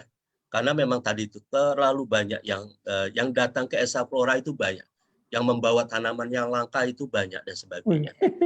Cuma masalahnya adalah tadi itu, bahwa keterbatasan bahan eksplan tadi itu menjadi limiting factor. Jadi misalnya dia bawa satu tanaman, ini Pak Edi tolong kulturkan. Tanamannya satu pot itu harganya jutaan, kan gitu ya. Sementara kita bisa mengambil eksplan tadi itu cuma 1-2 eksplan. Nah, inisiasi itu keberhasilannya itu cuma 10%. Inisiasi itu bahkan boleh dibilang 0%. Kalau kita ngambil eksplan 2, berapa keberhasilan kalau 10%? Kan nol kan gitu ya kan. Jadi saya selalu minta di awal tadi itu bahan eksplan itu wajib banyak. Oke lah misalnya tanamannya itu sangat langka. Ya kita menggunakan jaringan-jaringan mudah dan sebagainya supaya jumlah tadi itu peluang inisiasinya menjadi besar. Tapi kemudian begitu kita sudah dapatkan kultur sterilnya, maka tantangan ke depannya adalah bagaimana membuat kalusnya. Ini jadi Mbak Ruri juga nanya, membuat kalus, kemudian membuat embrio somatik dan sebagainya, itu tantangan lagi kan gitu ya. Jadi sebenarnya tidak mudah. Nah, kebanyakan masyarakat itu tidak memahami ini. Jadi hanya membayangkan, ini Pak Edi tolong satu kulturkan. Dan mereka bayangkannya udah jutaan, ini satu tanaman sekian juta, nanti kalau punya sekian ribu, ya akan kaya raya kan gitu ya. Padahal tidak semudah itu gitu ya. Jadi kalau cuman bawa satu pot gitu ya, tanaman harganya 10 juta, itu cuman 2 saja yang bisa diambil. Enggak. Jadi 2 itu adalah titik meristem apikal dan 1 lateral. Itu yang relatif masih steril kan gitu. Itu pun kalau misalnya dia pertumbuhan yang aktif. Kalau dia pertumbuhannya dorang seringkali dia sudah mengandung mikroba. Tapi berarti sebenarnya semuanya tadi itu bisa, cuma masalahnya tadi itu kita wajib lakukan proses karantina. Kenapa karantina itu harus dilakukan? Karena seringkali begini Mas Dwi, begitu kita melakukan proses sterilisasi, coba bayangkan, eksplan tadi itu kan kita sterilisasi, kita ambil bagian yang mudah, kita kasih konsentrasi tinggi, eksplannya mati, tapi mikrobanya tidak, coba bayangkan. Eksplannya mati, tapi mikrobanya tidak. Itu saking tingginya kan gitu. Nah kalau sudah kayak gitu nggak bisa dilawan. Maka kita melawannya apa? Mundur. Tidak eksplannya, tapi indukan dari eksplannya. Bibit dari eksplannya. Itu yang kita kasih antibiotik selama 3 bulan. Jadi indukannya kita kasih antibiotik 3 bulan. Nah itu tidak ada yang melakukan ini. Orang kan tidak membayangkan itu kan gitu ya. Oh, ribet amat Pak dia. Ya memang ribet tadi itu. Jadi tidak banyak orang. Itu yang kemarin makanya peserta. Kenapa tidak banyak kultur jaringan? Ya begitu tahu, oh pantes ya. Jadi memang maksud saya, kembali kayak tadi jawaban tadi itu, bisa dilakukan tapi tidak mudah kan gitu ya. Tidak sulit, bukan tidak sulit, tapi intinya pokoknya asal kita sulit, selalu bisa gitu ya. Makanya kita harus saling bekerja sama. Oke, wow ini banyak kali pertanyaan ini. Ini ya, coba ini deh untuk kultur ini dari Pak Yulianto, untuk kultur jaringan rumah tangga yang mempunyai ruangan kecil 3x3, apakah bisa digabungkan dengan penanaman dan inkubasi dalam satu ruangan itu? Jadi 3x3 ini di situ ada penanaman dan ada inkubasinya. Ya, sangat bisa Pak Yulianto. Jadi bahkan lab skala rumah tangga tadi itu tidak perlu ruangan gitu. Jadi ada dari peserta kita tadi itu dia beli peralatan tadi itu, peralatan itu sebagian untuk rak dan sebagainya taruh di kamar. Enkas taruh di kamar kan gitu. Nah, sebagian untuk ininya ikut di dapur, jadi memasak dan sebagainya ikut di dapur. Ada itu, saya salut, anak SMA. Jadi orang tuanya sampai heran. Ini biasanya anak ini setiap Sabtu Minggu itu keluar. Nah, ini Sabtu Minggu nggak pernah keluar kamar. Begitu dilihat, lagi nanam rupanya kan gitu. Di kamar itu, coba bayangin. Gitu ya. Jadi tidak perlu ruangan khusus sebenarnya. Asal nutup botolnya kuat, keras, asal nanam di Enkasnya benar, tidak kontaminan, insya Allah akan berhasil. Iya, saya beberapa waktu yang lalu Mas Irwan ke rumahnya Mas Edi. Kemudian lihatlah ininya kan, laboratorium dia tuh. Makanya saya waktu itu juga bertanya tuh, loh Mas Edi, ini saya nggak pakai apa-apa nih, masuk begini saja gitu kan? Enggak apa-apa. Jadi saya masuk ke tempat rak-rak kultur jaringan, ke dapur untuk pemanasan. Ya jadi kayak ya memang kayak di rumah gitu, tidak ada sesuatu yang harus diikuti prosedur kayak di labnya perusahaan gitu, yang harus pakai baju lab gitu ya. Makanya di ini Mas Dwi, ada seringkali banyak peserta atau pihak yang salah persepsi, ya, salah persepsi. Jadi bahwa Esaflora itu adalah contoh yang salah. Contoh yang tidak benar terkaitkan dengan kultur jaringan kan gitu ya. Kenapa demikian? Karena ini skala rumah tangga tadi itu. Saya hanya ingin menyampaikan kepada mereka-mereka tadi itu bahwa walaupun itu tidak semua dilakukan, ini tetap bisa gitu loh. Intinya sebenarnya itu. Tapi kita ada dua kayak semacam buah si malakama. Yang satu adalah perusahaan besar ingin mengkulturkan, yang satu masyarakat kecil yang ingin contoh yang sederhana kan gitu ya. Jadi kita mau kemana? Ya tadi itu, kalau untuk yang skala besar tadi itu kan sebenarnya asal ada dana mudah sekali kan gitu. Betul, ya. Gitu. Tapi untuk masyarakat ini yang susah gitu ya. Jadi ada mungkin di sini peserta kita itu dari dokter dari Jepang gitu ya. Mereka sampai, aduh Pak Edi kok nggak pakai jas lab ini segala macam kan gitu ya. Itu sampai khawatir ya karena kontaminasi kan gitu. Ini harusnya pakai lab, jadi dia pakai lab, pakai jas lab dan sebagainya tadi itu.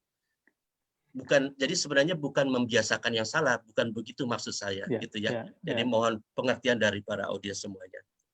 Jadi sebetulnya justru memberikan akses kepada halayak gitu ya, siapapun, terutama masyarakat biasa, untuk bisa mempunyai kemampuan membuat kultur jaringan gitu ya.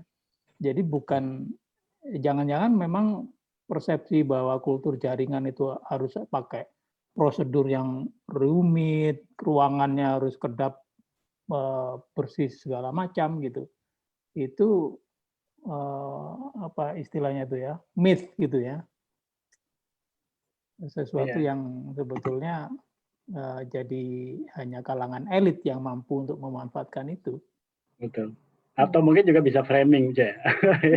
Iya, bisa jadi ya, bisa jadi. Jadi seolah-olah ini khusus untuk kalangan yang mampu, kalangan high class gitu ya. Kalangan berkapital ya. Nah, dulu ada perusahaan besar, jadi ada perusahaan gini Mas. Jadi dia datang ke Esaflora, dia lihat, kemudian oke Pak Edi, buatkan saya lab, saya ingin kapasitas 1 juta kultur. Terus kita bangunkan lab. Dia waktu itu pengusaha developer gitu ya.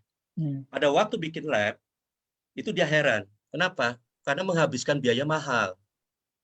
Ini kok nggak seperti Esaflora kan gitu ya. Ini masih gini, ini, itu, dan sebagainya kan gitu ya. Oh saya ini ditipu katanya. Ini hanya menghabiskan dana saya untuk menguras dana saya kan gitu ya. Terus saya sampaikan ke manajernya dia tadi. Pak tolong sampaikan kepada beliau bahwa Esaflora itu tidak produksi dan dia inginnya 1 juta bibit. Kalau nanti sama seperti Esaflora, kontaminan 20%, 20% dari 1 juta itu berapa kan gitu ya. Itu yang enggak. Jadi mereka bayangkan tadi itu kayak Esaflora, untung besar, produksi banyak. Tapi untuk produksi banyak tadi itu kan harus standarnya harus bagus kan gitu ya. Jadi kita tidak bisa ngikuti Esaflora. Itu yang seringkali tidak banyak orang bisa memodifikasi seperti itu kan gitu ya. Yo, saya bacakan lagi deh. Ada lagi. Nah, ini dari Dinda Sari. Tanaman hias dan horti apa saja yang bisa dijadikan bahan eksplan dan induksi mutasi? Apa? Ulang lagi, Mas. ini tanaman hias dan horti apa saja yang bisa dijadikan bahan eksplan untuk induksi mutasi? Ya, saya rasa semua bisa ya. Semua bisa. Semua ya? bisa.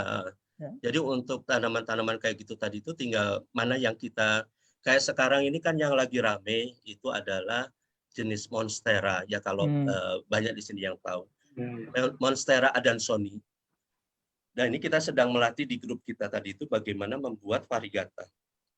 Nah, harusnya kita fokus kepada Monstera adansoni. Kenapa? Karena harganya itu nggak ini gitu ya, tinggi sekali.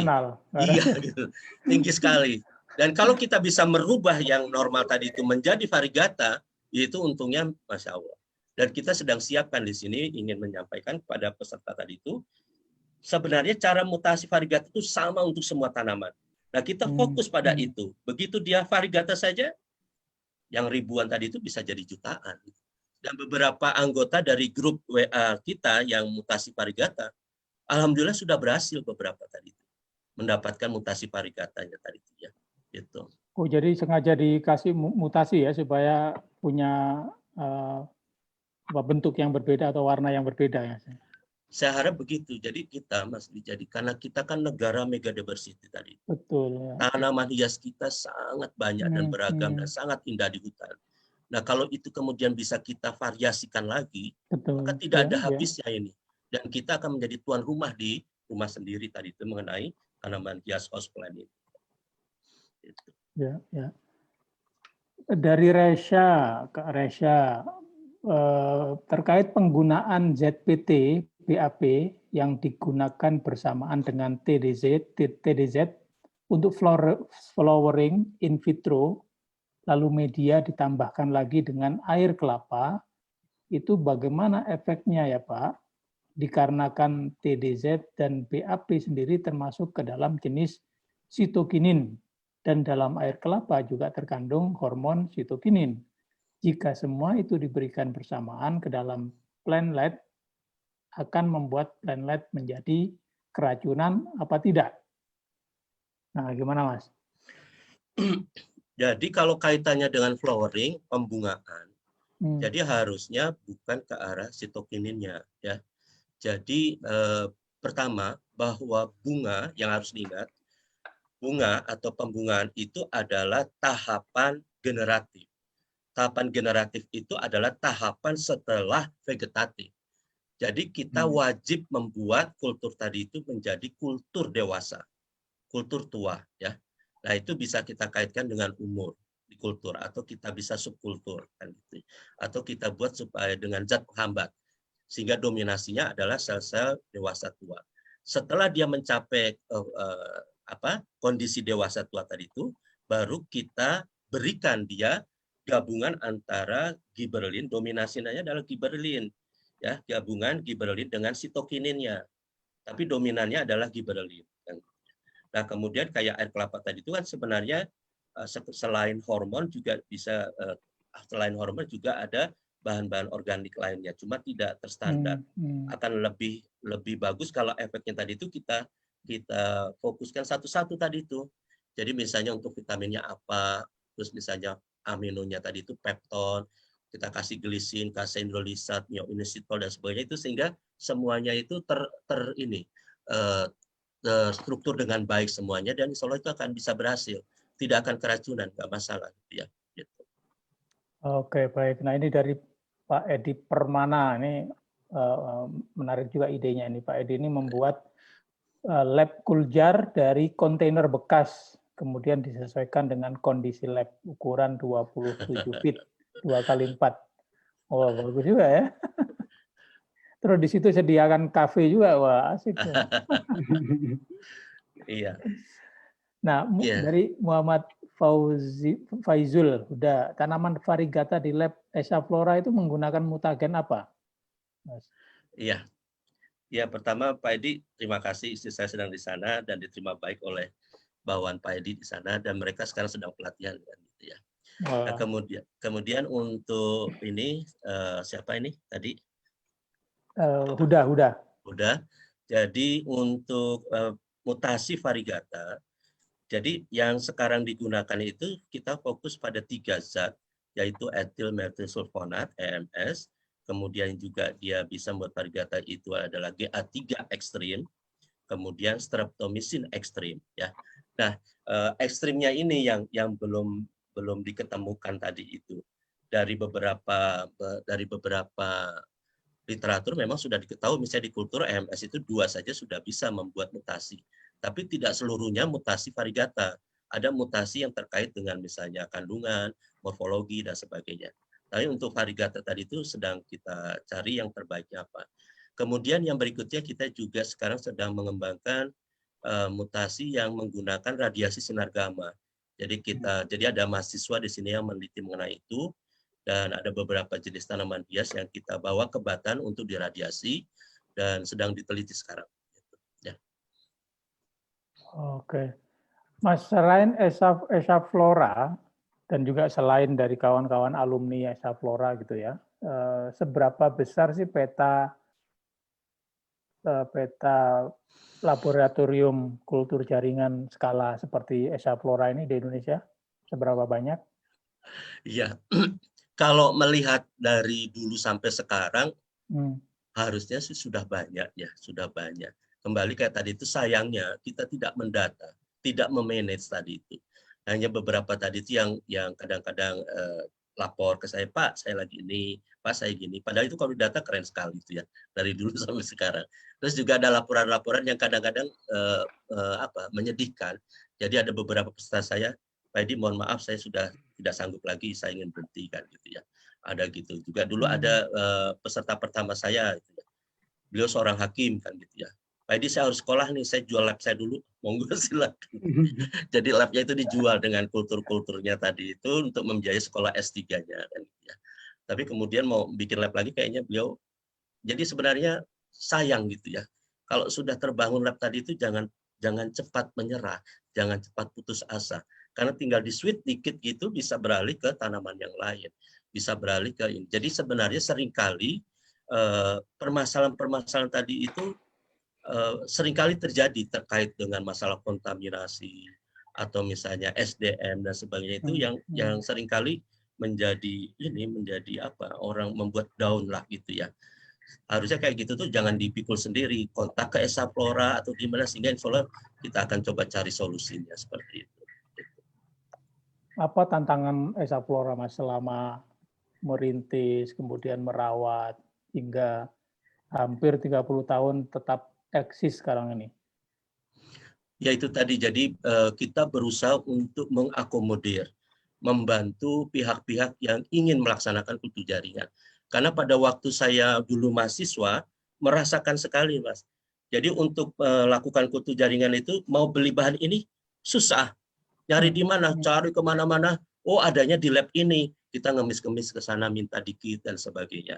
Nyari ini, cari lagi kemana-mana, minta lagi. Karena nggak ada yang menjual kayak gitu-gitu. Ya. Tidak ada yang menjual eceran. Oleh sebab itu sekarang Esa Flora menjual eceran. Berapapun dilayani oleh Esa Flora. Untuk siswa dan mahasiswa tadi. Bahkan untuk peserta kita. Intinya, kita akan mengakomodir seluruh pihak di Indonesia untuk bisa melakukan kultur jaringan. Silakan anak-anak saya semua di seluruh Indonesia yang mau praktek, mau magang, Esa Flora terbuka untuk Anda semua. Oke, nanti bisa dituliskan email atau akses kontaknya Mas Edi ya di chat. Boleh. Ya. Supaya nanti bisa dihubungi. Tapi kawan-kawan bisa juga googling tuh ya, googling Esa Flora udah muncul macam-macam di situ. Ada program pelatihannya, ada termasuk bahan presentasi juga ada di situ. Jadi tinggal googling saja. Nah, dari Pak Reinhard Kumala, cairan apa yang dimasukkan ke dalam botol campuran agar-agar? Belinya chemical itu di mana? Jadi media yang dimasukkan dalam agar kultur jaringan itu sangat beragam, ya. Ada media baku namanya, macam-macam tadi itu. Yang paling umum digunakan di Esa Flora itu adalah media Morasic and Skoog. Media Morasic and Skoog adalah media yang paling toleran untuk berbagai macam jenis tanaman. Hampir semua tanaman bisa. Tapi bukan berarti yang terbaik, ya. Karena untuk beberapa jenis, misalnya ada yang namanya wood plant media, itu khusus untuk pohon. Tapi bukan berarti MS tidak bisa, MS juga bisa kan gitu ya. Nah, terus ada khusus anggrek, pasir and wen, mor, gumboard dan sebagainya. Tapi bukan berarti MS tidak bisa.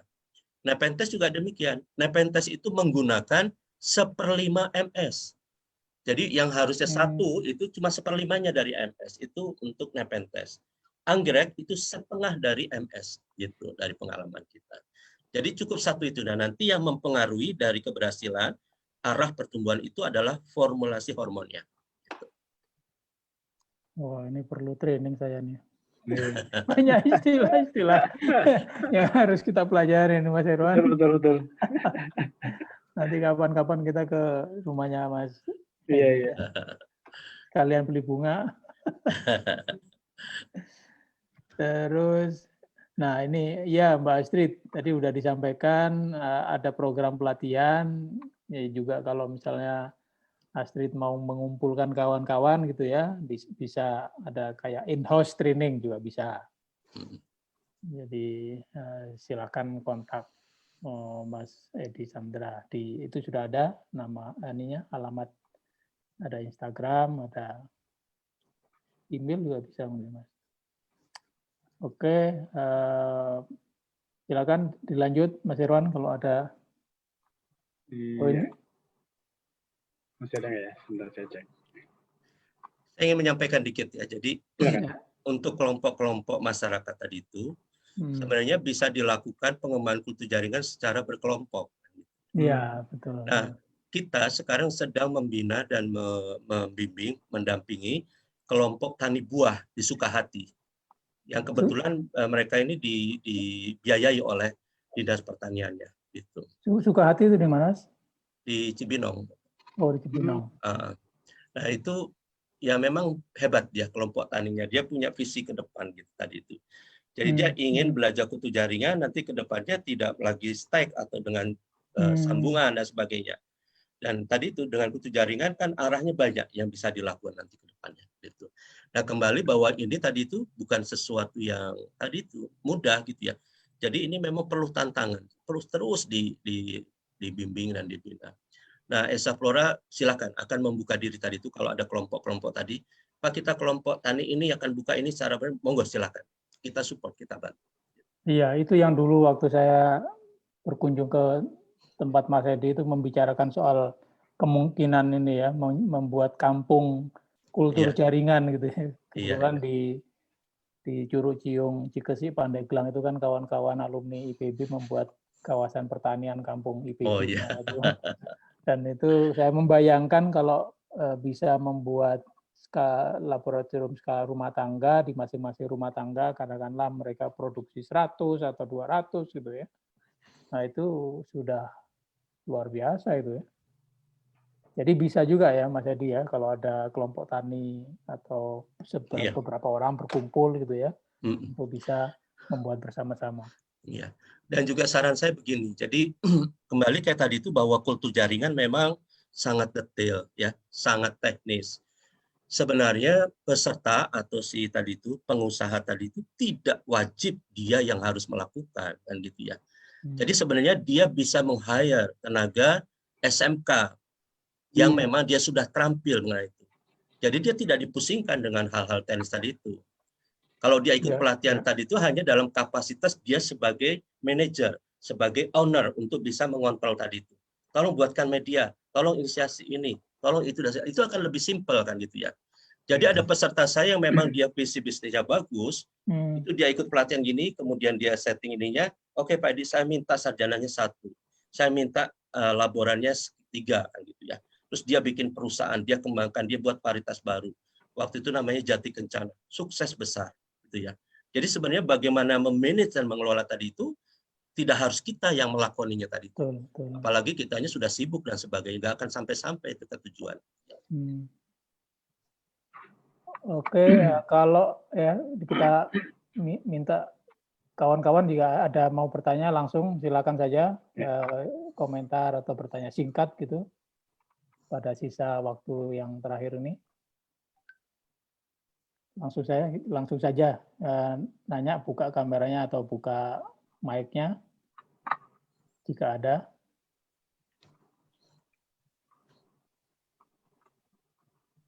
Malu kayaknya. Oh, malu ya. Oke. Nah, Mas Edi, ini Esa Flora ini kan sudah hampir 30 tahun ya.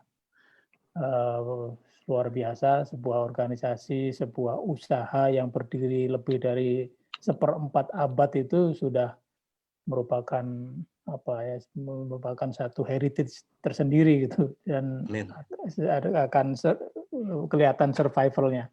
Nah, apa next step, apa impian berikutnya, Mas?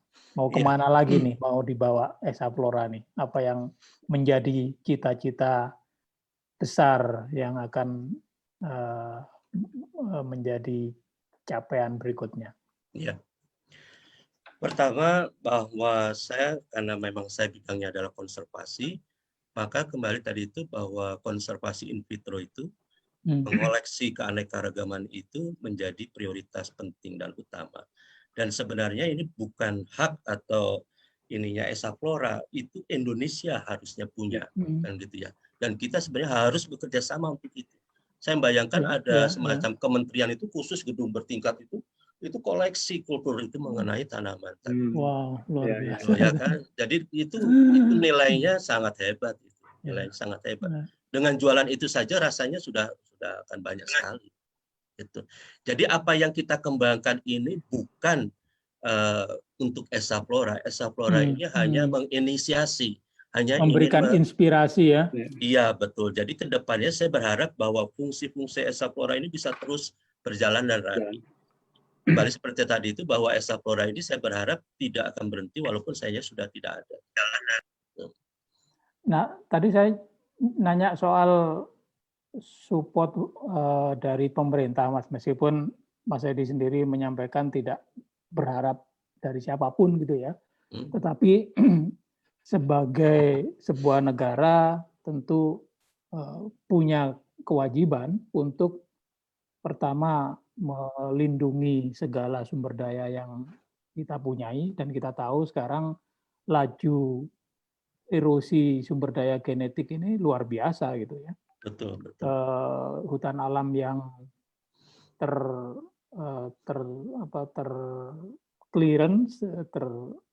rusak gitu akan menghabiskan atau memunahkan banyak jenis-jenis yang ada di situ gitu. Nah, dan melihat ada warga negara yang mempunyai inovasi seperti Mas Edi dengan Esa Flora, ini kan harusnya memberikan memberikan support dan dukungan yang luar biasa untuk mengembangkan gitu, sehingga bisa menjadi motor penggerak konservasi yang sangat dibutuhkan oleh Indonesia gitu. Bayangkan kalau banyak gerakan masyarakat membangun kultur jaringan dengan mengamankan dan menyelamatkan beragam plasma nutfah yang kita punya. Amin. Itu luar biasa gitu ya. Betul. Penyelamatannya tanpa banyak beban dari negara gitu. Jadi negara hanya sebagai enabler saja, fasilitator untuk memungkinkan tumbuhnya Esa Flora yang ada di mana-mana nanti. Jadi gimana Mas? Sampai sekarang gitu, apakah ada apresiasi yang signifikan gitu ya untuk mensupport itu? Jadi justru saya menghimbau sebenarnya kepada BKSDH atau Kementerian Kehutanan atau Jadi ada beberapa misalnya Taman Nasional atau ini yang mereka itu sudah mengembangkan kultur jaringan. Dan juga perusahaan-perusahaan juga sudah mengembangkan kultur jaringan. Mereka punya koleksi-koleksi tumbuhan langka. Tapi ya hanya itu saja, disimpan, jadi kebanggaan, dan tidak termanfaatkan. Masya Allah, itu kalau digabungkan semuanya itu, wah Indonesia sangat hebat. Kumpulkan aja di seluruh Taman Nasional tadi itu koleksi-koleksinya. Itu bisa dijual dan itu sangat besar. Nah makanya kalau masyarakat yang hidup berdekatan dengan Taman Nasional, misalnya ya, diberi kemampuan, diberi kompetensi untuk membuat kultur jaringan di kampung-kampung itu, wah itu luar biasa, mereka bisa menyelamatkan tanpa merusak sumber daya aslinya kan. Dia hanya membutuhkan apa tadi itu yang namanya bibitnya itu untuk bisa dikembangkan sebagai bahan kultur jaringan. Iya, ada betul. berapa kampung, ada berapa masyarakat yang berdekatan dengan Taman Nasional di Indonesia itu. Nah, makanya kita ESA Flores juga membuat suatu sistem, yaitu sistem inti plasma. Jadi untuk pekerjaan-pekerjaan kultur jaringan yang sulit, itu kita handle. Yang mudah-mudah, biar plasma yang melakukan, petani-petani tadi itu. Mereka tinggal memperbanyak saja kan. Nah, sebenarnya tinggal copy paste saja kan tadi itu ya, oleh Taman Nasional, oleh sebagainya tadi itu. Dan ini sebenarnya sangat sederhana. Ya, gitu. Jadi apa yang kita lakukan di kelompok tani itu begitu. Jadi mereka kita bantu untuk ininya dan sebagainya, terus perbanyakkan mereka. Yang kita lakukan di Makodes juga begitu, mereka hanya produksi dan sebagainya, inisiasi kita dan sebagainya. Nah, harusnya memang ada seperti itu. Jadi litbang atau perguruan tinggi itu menghandle yang sulitnya tadi itu. Yang mudahnya dibagikan ke masyarakat.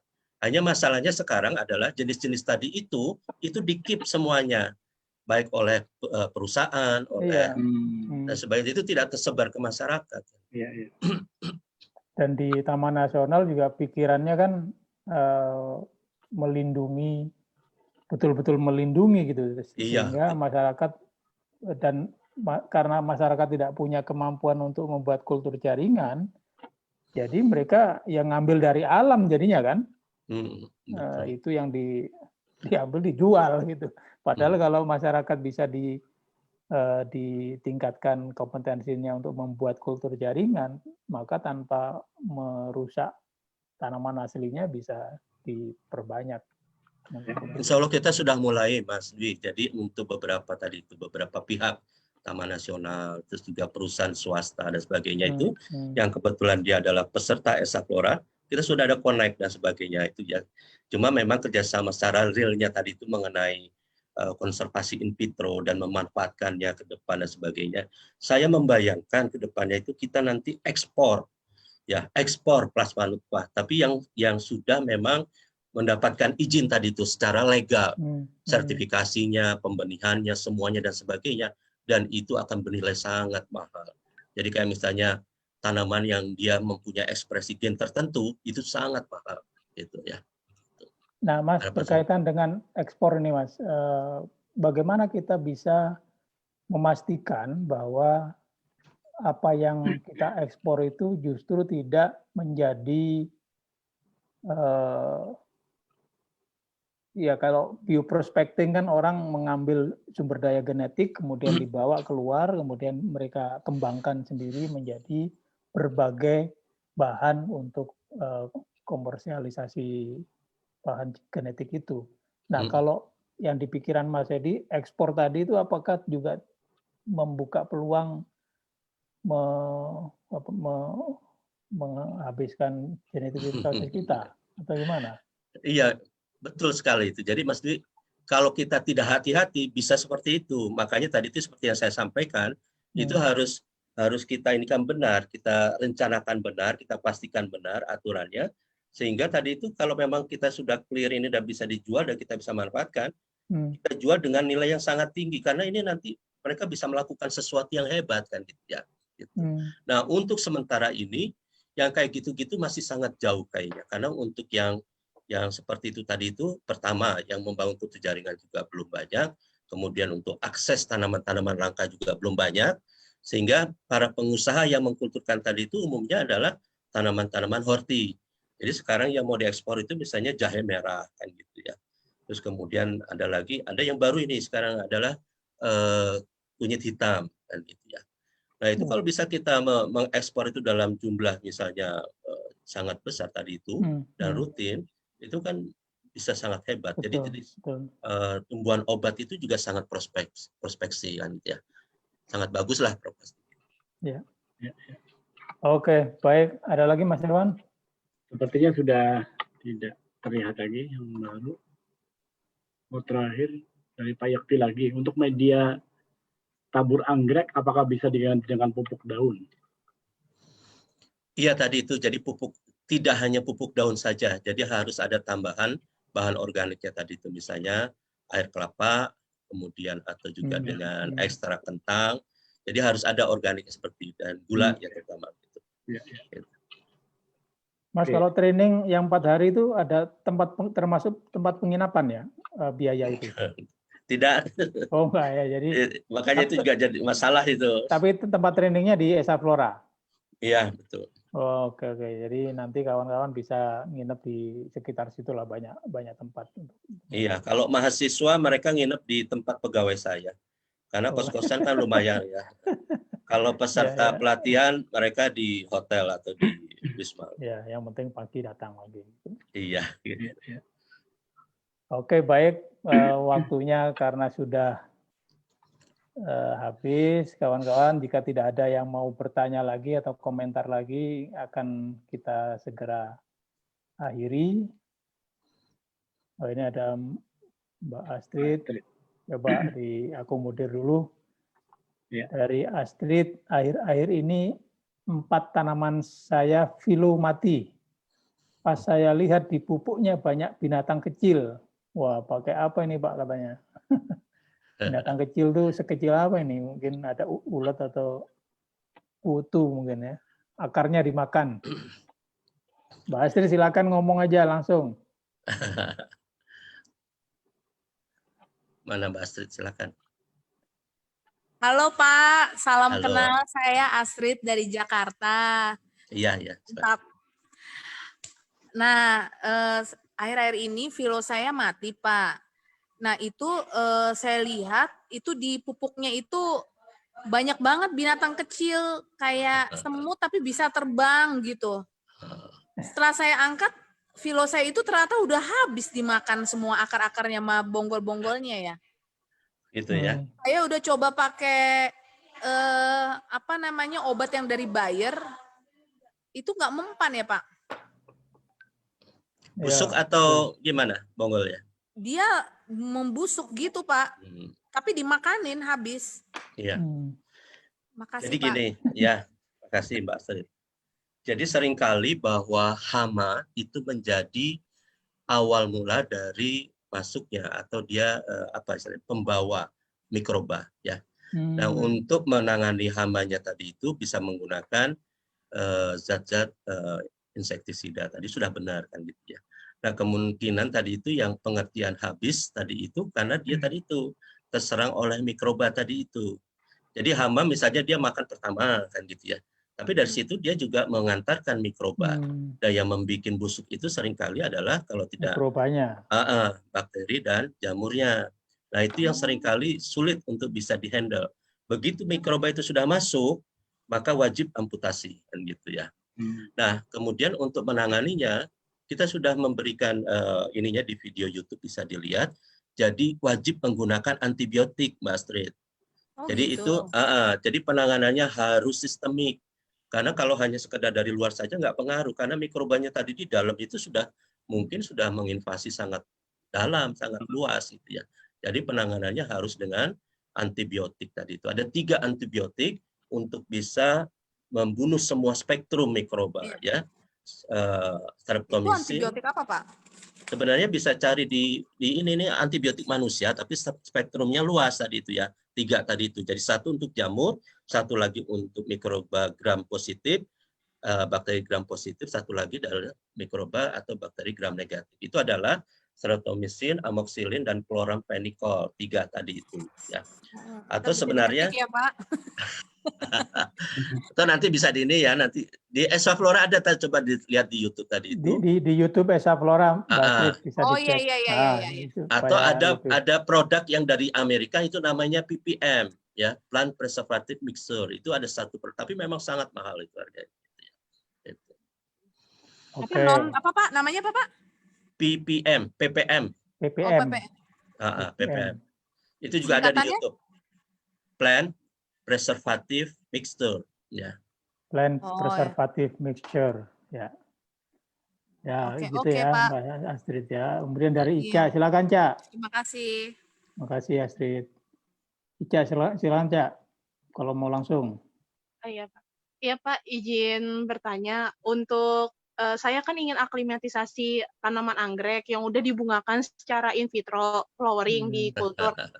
Nah, saat di aklimatisasi itu, apakah tanaman anggrek itu berbunga atau balik lagi ke vegetatif ya Pak, saat diaklimatisasi di tanah Pak? Itu bagaimana ya Pak? Terima kasih. Iya, oke, bagus ya pertanyaannya. Jadi kecil gitu tanamannya sudah berbunga ya di dalam botol berarti? Iya Pak. Ukurannya sekitar 4-5 cm, tapi udah kayak muncul induksi bunga gitu Pak. Itu bagaimana? Jadi gini, kalau Anda ingin mempertahankan floweringnya, maka fase dewasanya, fase floweringnya tadi itu jangan sampai hilang.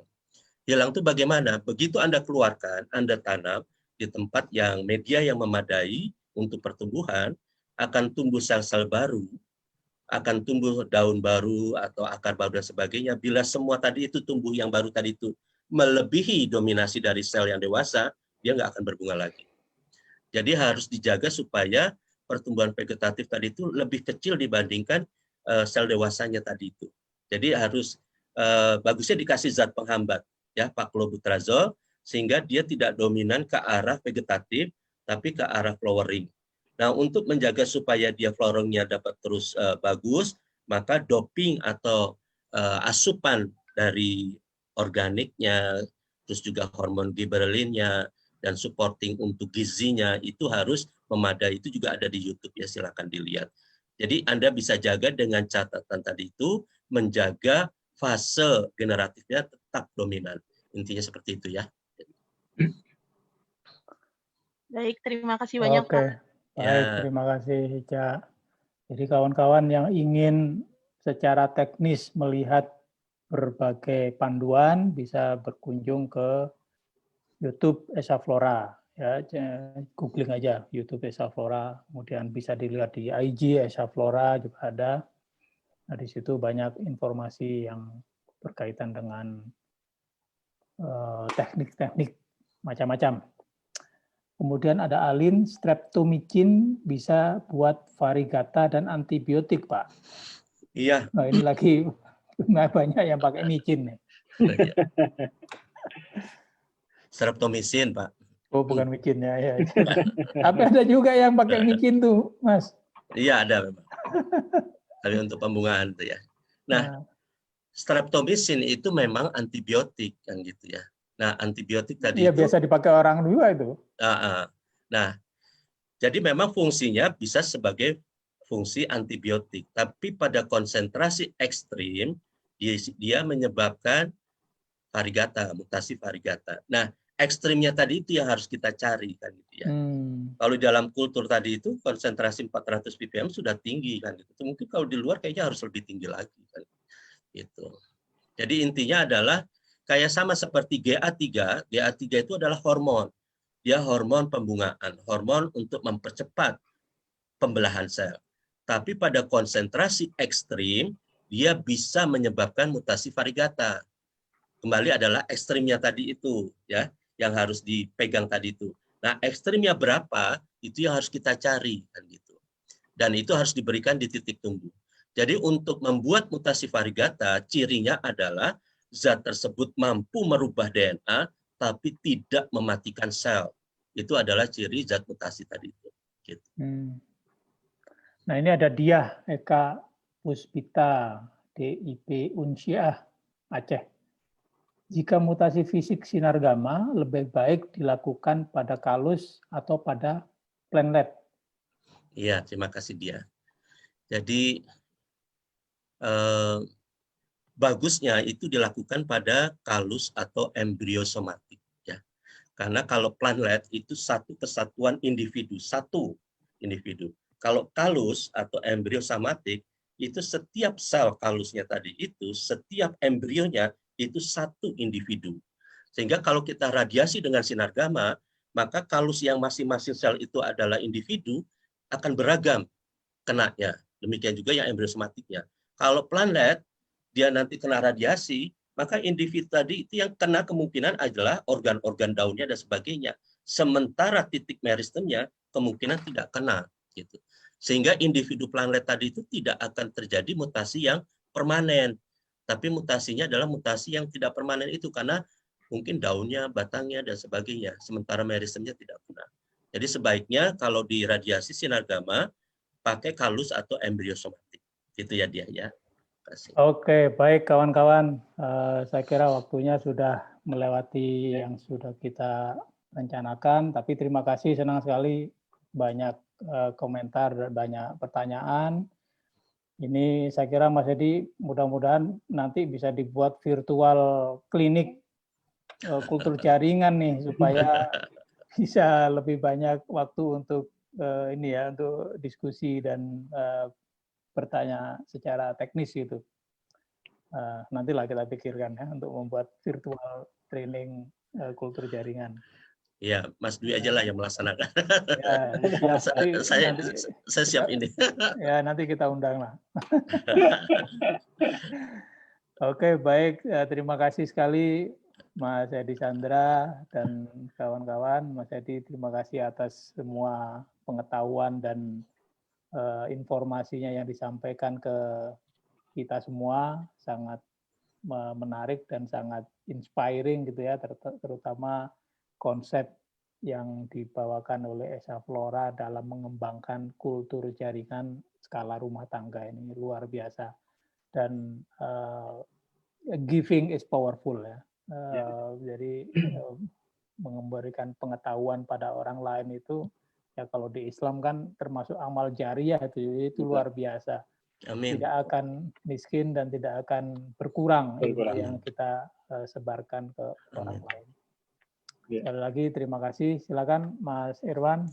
Ya, terima kasih Pak Dwi, terima kasih juga Mas Edi. Untuk masih bulan November nih Pak Dwi. Jadi kalau kita lihat kiprah Mas Edi dan Esa Flora ini udah kategorinya udah pahlawan nih. Mumpung bulan November nih. Pahlawan biodiversitas. Amin. Oke, saya akan coba rangkum diskusi kita malam ini, luar biasa dan inspiratif. Yang pertama terkait konservasi, bahwa kultur jaringan memungkinkan menjadi upaya konservasi mega biodiversitas tanaman endemik tropis Indonesia yang luar biasa. Kemudian kita melihat peran komunitas gitu ya, dibutuhkan kolaborasi antar komunitas kultur jaringan untuk bisa menyediakan kebutuhan kultivar hasil dari kultur jaringan. Kemudian terkait dengan posisi kita di ekuator gitu ya, di Khatulistiwa, bahwa kita negara tropis dengan biodiversitas yang cukup banyak, namun juga ini menjadi satu tantangan karena paling sulit untuk melakukan upaya-upaya kultur jaringan. Nah, kuncinya tadi salah satunya disebutkan penyediaan eksplan yang harus secara hati-hati dilakukan. Kemudian terkait dengan riset dan purpose, kita lihat Esa Flora dan Mas Edi adalah sociopreneurship sebagai upaya menjalankan peran riset untuk memberikan kebermanfaatan bagi masyarakat dan juga bangsa dengan diversifikasi produk dan harga. Kemudian terkait dengan knowledge base, jangan sampai aset-aset knowledge ini hilang. Nah, ini menarik dan juga mengundang peran-peran akademia di berbagai macam disiplin keilmuan untuk bisa mengikuti peran dan juga langkah-langkah Mas Edi di bidang apapun dan dimanapun. Kemudian sekali lagi Esa Flora adalah sebuah aset bangsa yang dimiliki bangsa dan akan menjadi legacy untuk negeri kita. Nah, rasanya kita setuju dengan Mas Edi bahwa kultur jaringan adalah upaya konservasi plasma nutfah sebagai bagian dari mega biodiversitas negeri kita. Dan kita sangat bersyukur untuk hal itu. Nah, kemudian sebelum nanti kita tutup, kami akan menyampaikan informasi dua sesi berikutnya. Kebetulan dua sesi berikutnya ini akan dimulai di Selasa minggu depan, tanggal 24 November di jam yang sama. Kita akan masuk ke seri Creative Industry. Jadi kita akan coba gali nanti bagaimana tutur visual Nusantara atau budaya visual Nusantara itu bisa kemudian direaktualisasi oleh kawan-kawan anak-anak muda yang nantinya bisa kita lihat bahwa itu ternyata bisa membuka mata kita bahwa apa yang menjadi tradisi visual Nusantara ternyata tidak kuno. Bahkan malah kita bisa melihat bahwa itu melompati zamannya. Ketika kita tahu warisan itu terasa kuno dan mungkin ada yang melihatnya sebagai sesuatu yang primitif, tapi sebenarnya ketika direaktualisasi kita baru menyadari bahwa itu jauh lebih modern dan futuristis dari apa yang selalu kita konsumsi dari Barat seperti itu. Nah, minggu depan kita akan menghadirkan Adi Panuntun, seorang creative runner, pendiri 9 Matahari, sebuah entitas multimedia dari Bandung, dan juga dia adalah co-founder Bandung Creative City Forum bersama dengan Kang Ridwan Kamil dan teman-teman di Bandung yang lain untuk mendorong tumbuhnya kreatif industri terutama di Jawa Barat, di Kota Bandung. Kemudian minggu berikutnya masih dari Bandung juga, ini adalah Sweta Kartika dengan tutur visual Nusantara kuno atau visioner. Kalau tadi bercerita tentang multimedia. Nah, Sweta ini adalah ilustrator, komikus, dan juga animator, pendiri Studio Wanara dari Bandung. Dan semoga kawan-kawan apabila berkenan untuk meluangkan waktunya, silakan hadir untuk bincang ringan dan berdiskusi lebih banyak tentang bagaimana warisan-warisan budaya kita terkait kearifan lokal dan sustainability itu ternyata bisa kita reaktualisasikan dalam kehidupan kita saat ini. Sehingga harapannya kita akan muncul sebagai bangsa yang percaya diri dan tidak inferior lagi ke depannya. Kurang lebih seperti itu yang bisa kami sampaikan. Terima kasih atas kehadiran kawan-kawan semua. Terima kasih Mas Edi atas meluangkan waktunya di ruang kita, sharingnya. Kemudian terakhir kami akan menutup acara ini. Billahi taufiq wal hidayah. Wassalamualaikum warahmatullahi wabarakatuh. Waalaikumsalam warahmatullahi wabarakatuh. Kemudian terakhir silakan kawan-kawan untuk mengaktifkan kamera untuk foto bersama dulu. Yang berkenan untuk foto bersama, kita foto. Yang bisa membuka kamera, silakan buka. Yang tidak juga tidak apa-apa. Hanya untuk dokumentasi bersama. Ya, ini juga luar biasa ya Pak Dwi. Ini karena kapasitas kita 100 dan ternyata 100 orang silih berganti. Full terus. Iya. Yang mendaftar juga, sampai tadi 159 ya. Iya. Ini juga terima kasih juga bagi kawan-kawan di Good News from Indonesia yang sudah berkolaborasi dan juga menyebarluaskan berita baik tentang kiprah-kiprah inspiratif. Oke, ini ada 4 lembar ya, kawan-kawan, tetap tersenyum. Oke, 1, kemudian yang kedua. Ya, kemudian yang ketiga. Kemudian yang terakhir.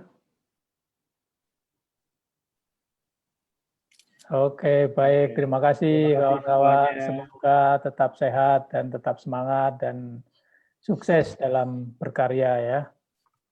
Terima kasih Bapak-bapak, Pak Edi, ya, dan semuanya sehat-sehat. Terima kasih. Ya. Salam Bumi Lestari. Nah, terima kasih Mas Edi. Terima kasih banyak. Izin live ya. Terima kasih semuanya. Terima kasih. Assalamualaikum. Waalaikumsalam warahmatullahi wabarakatuh.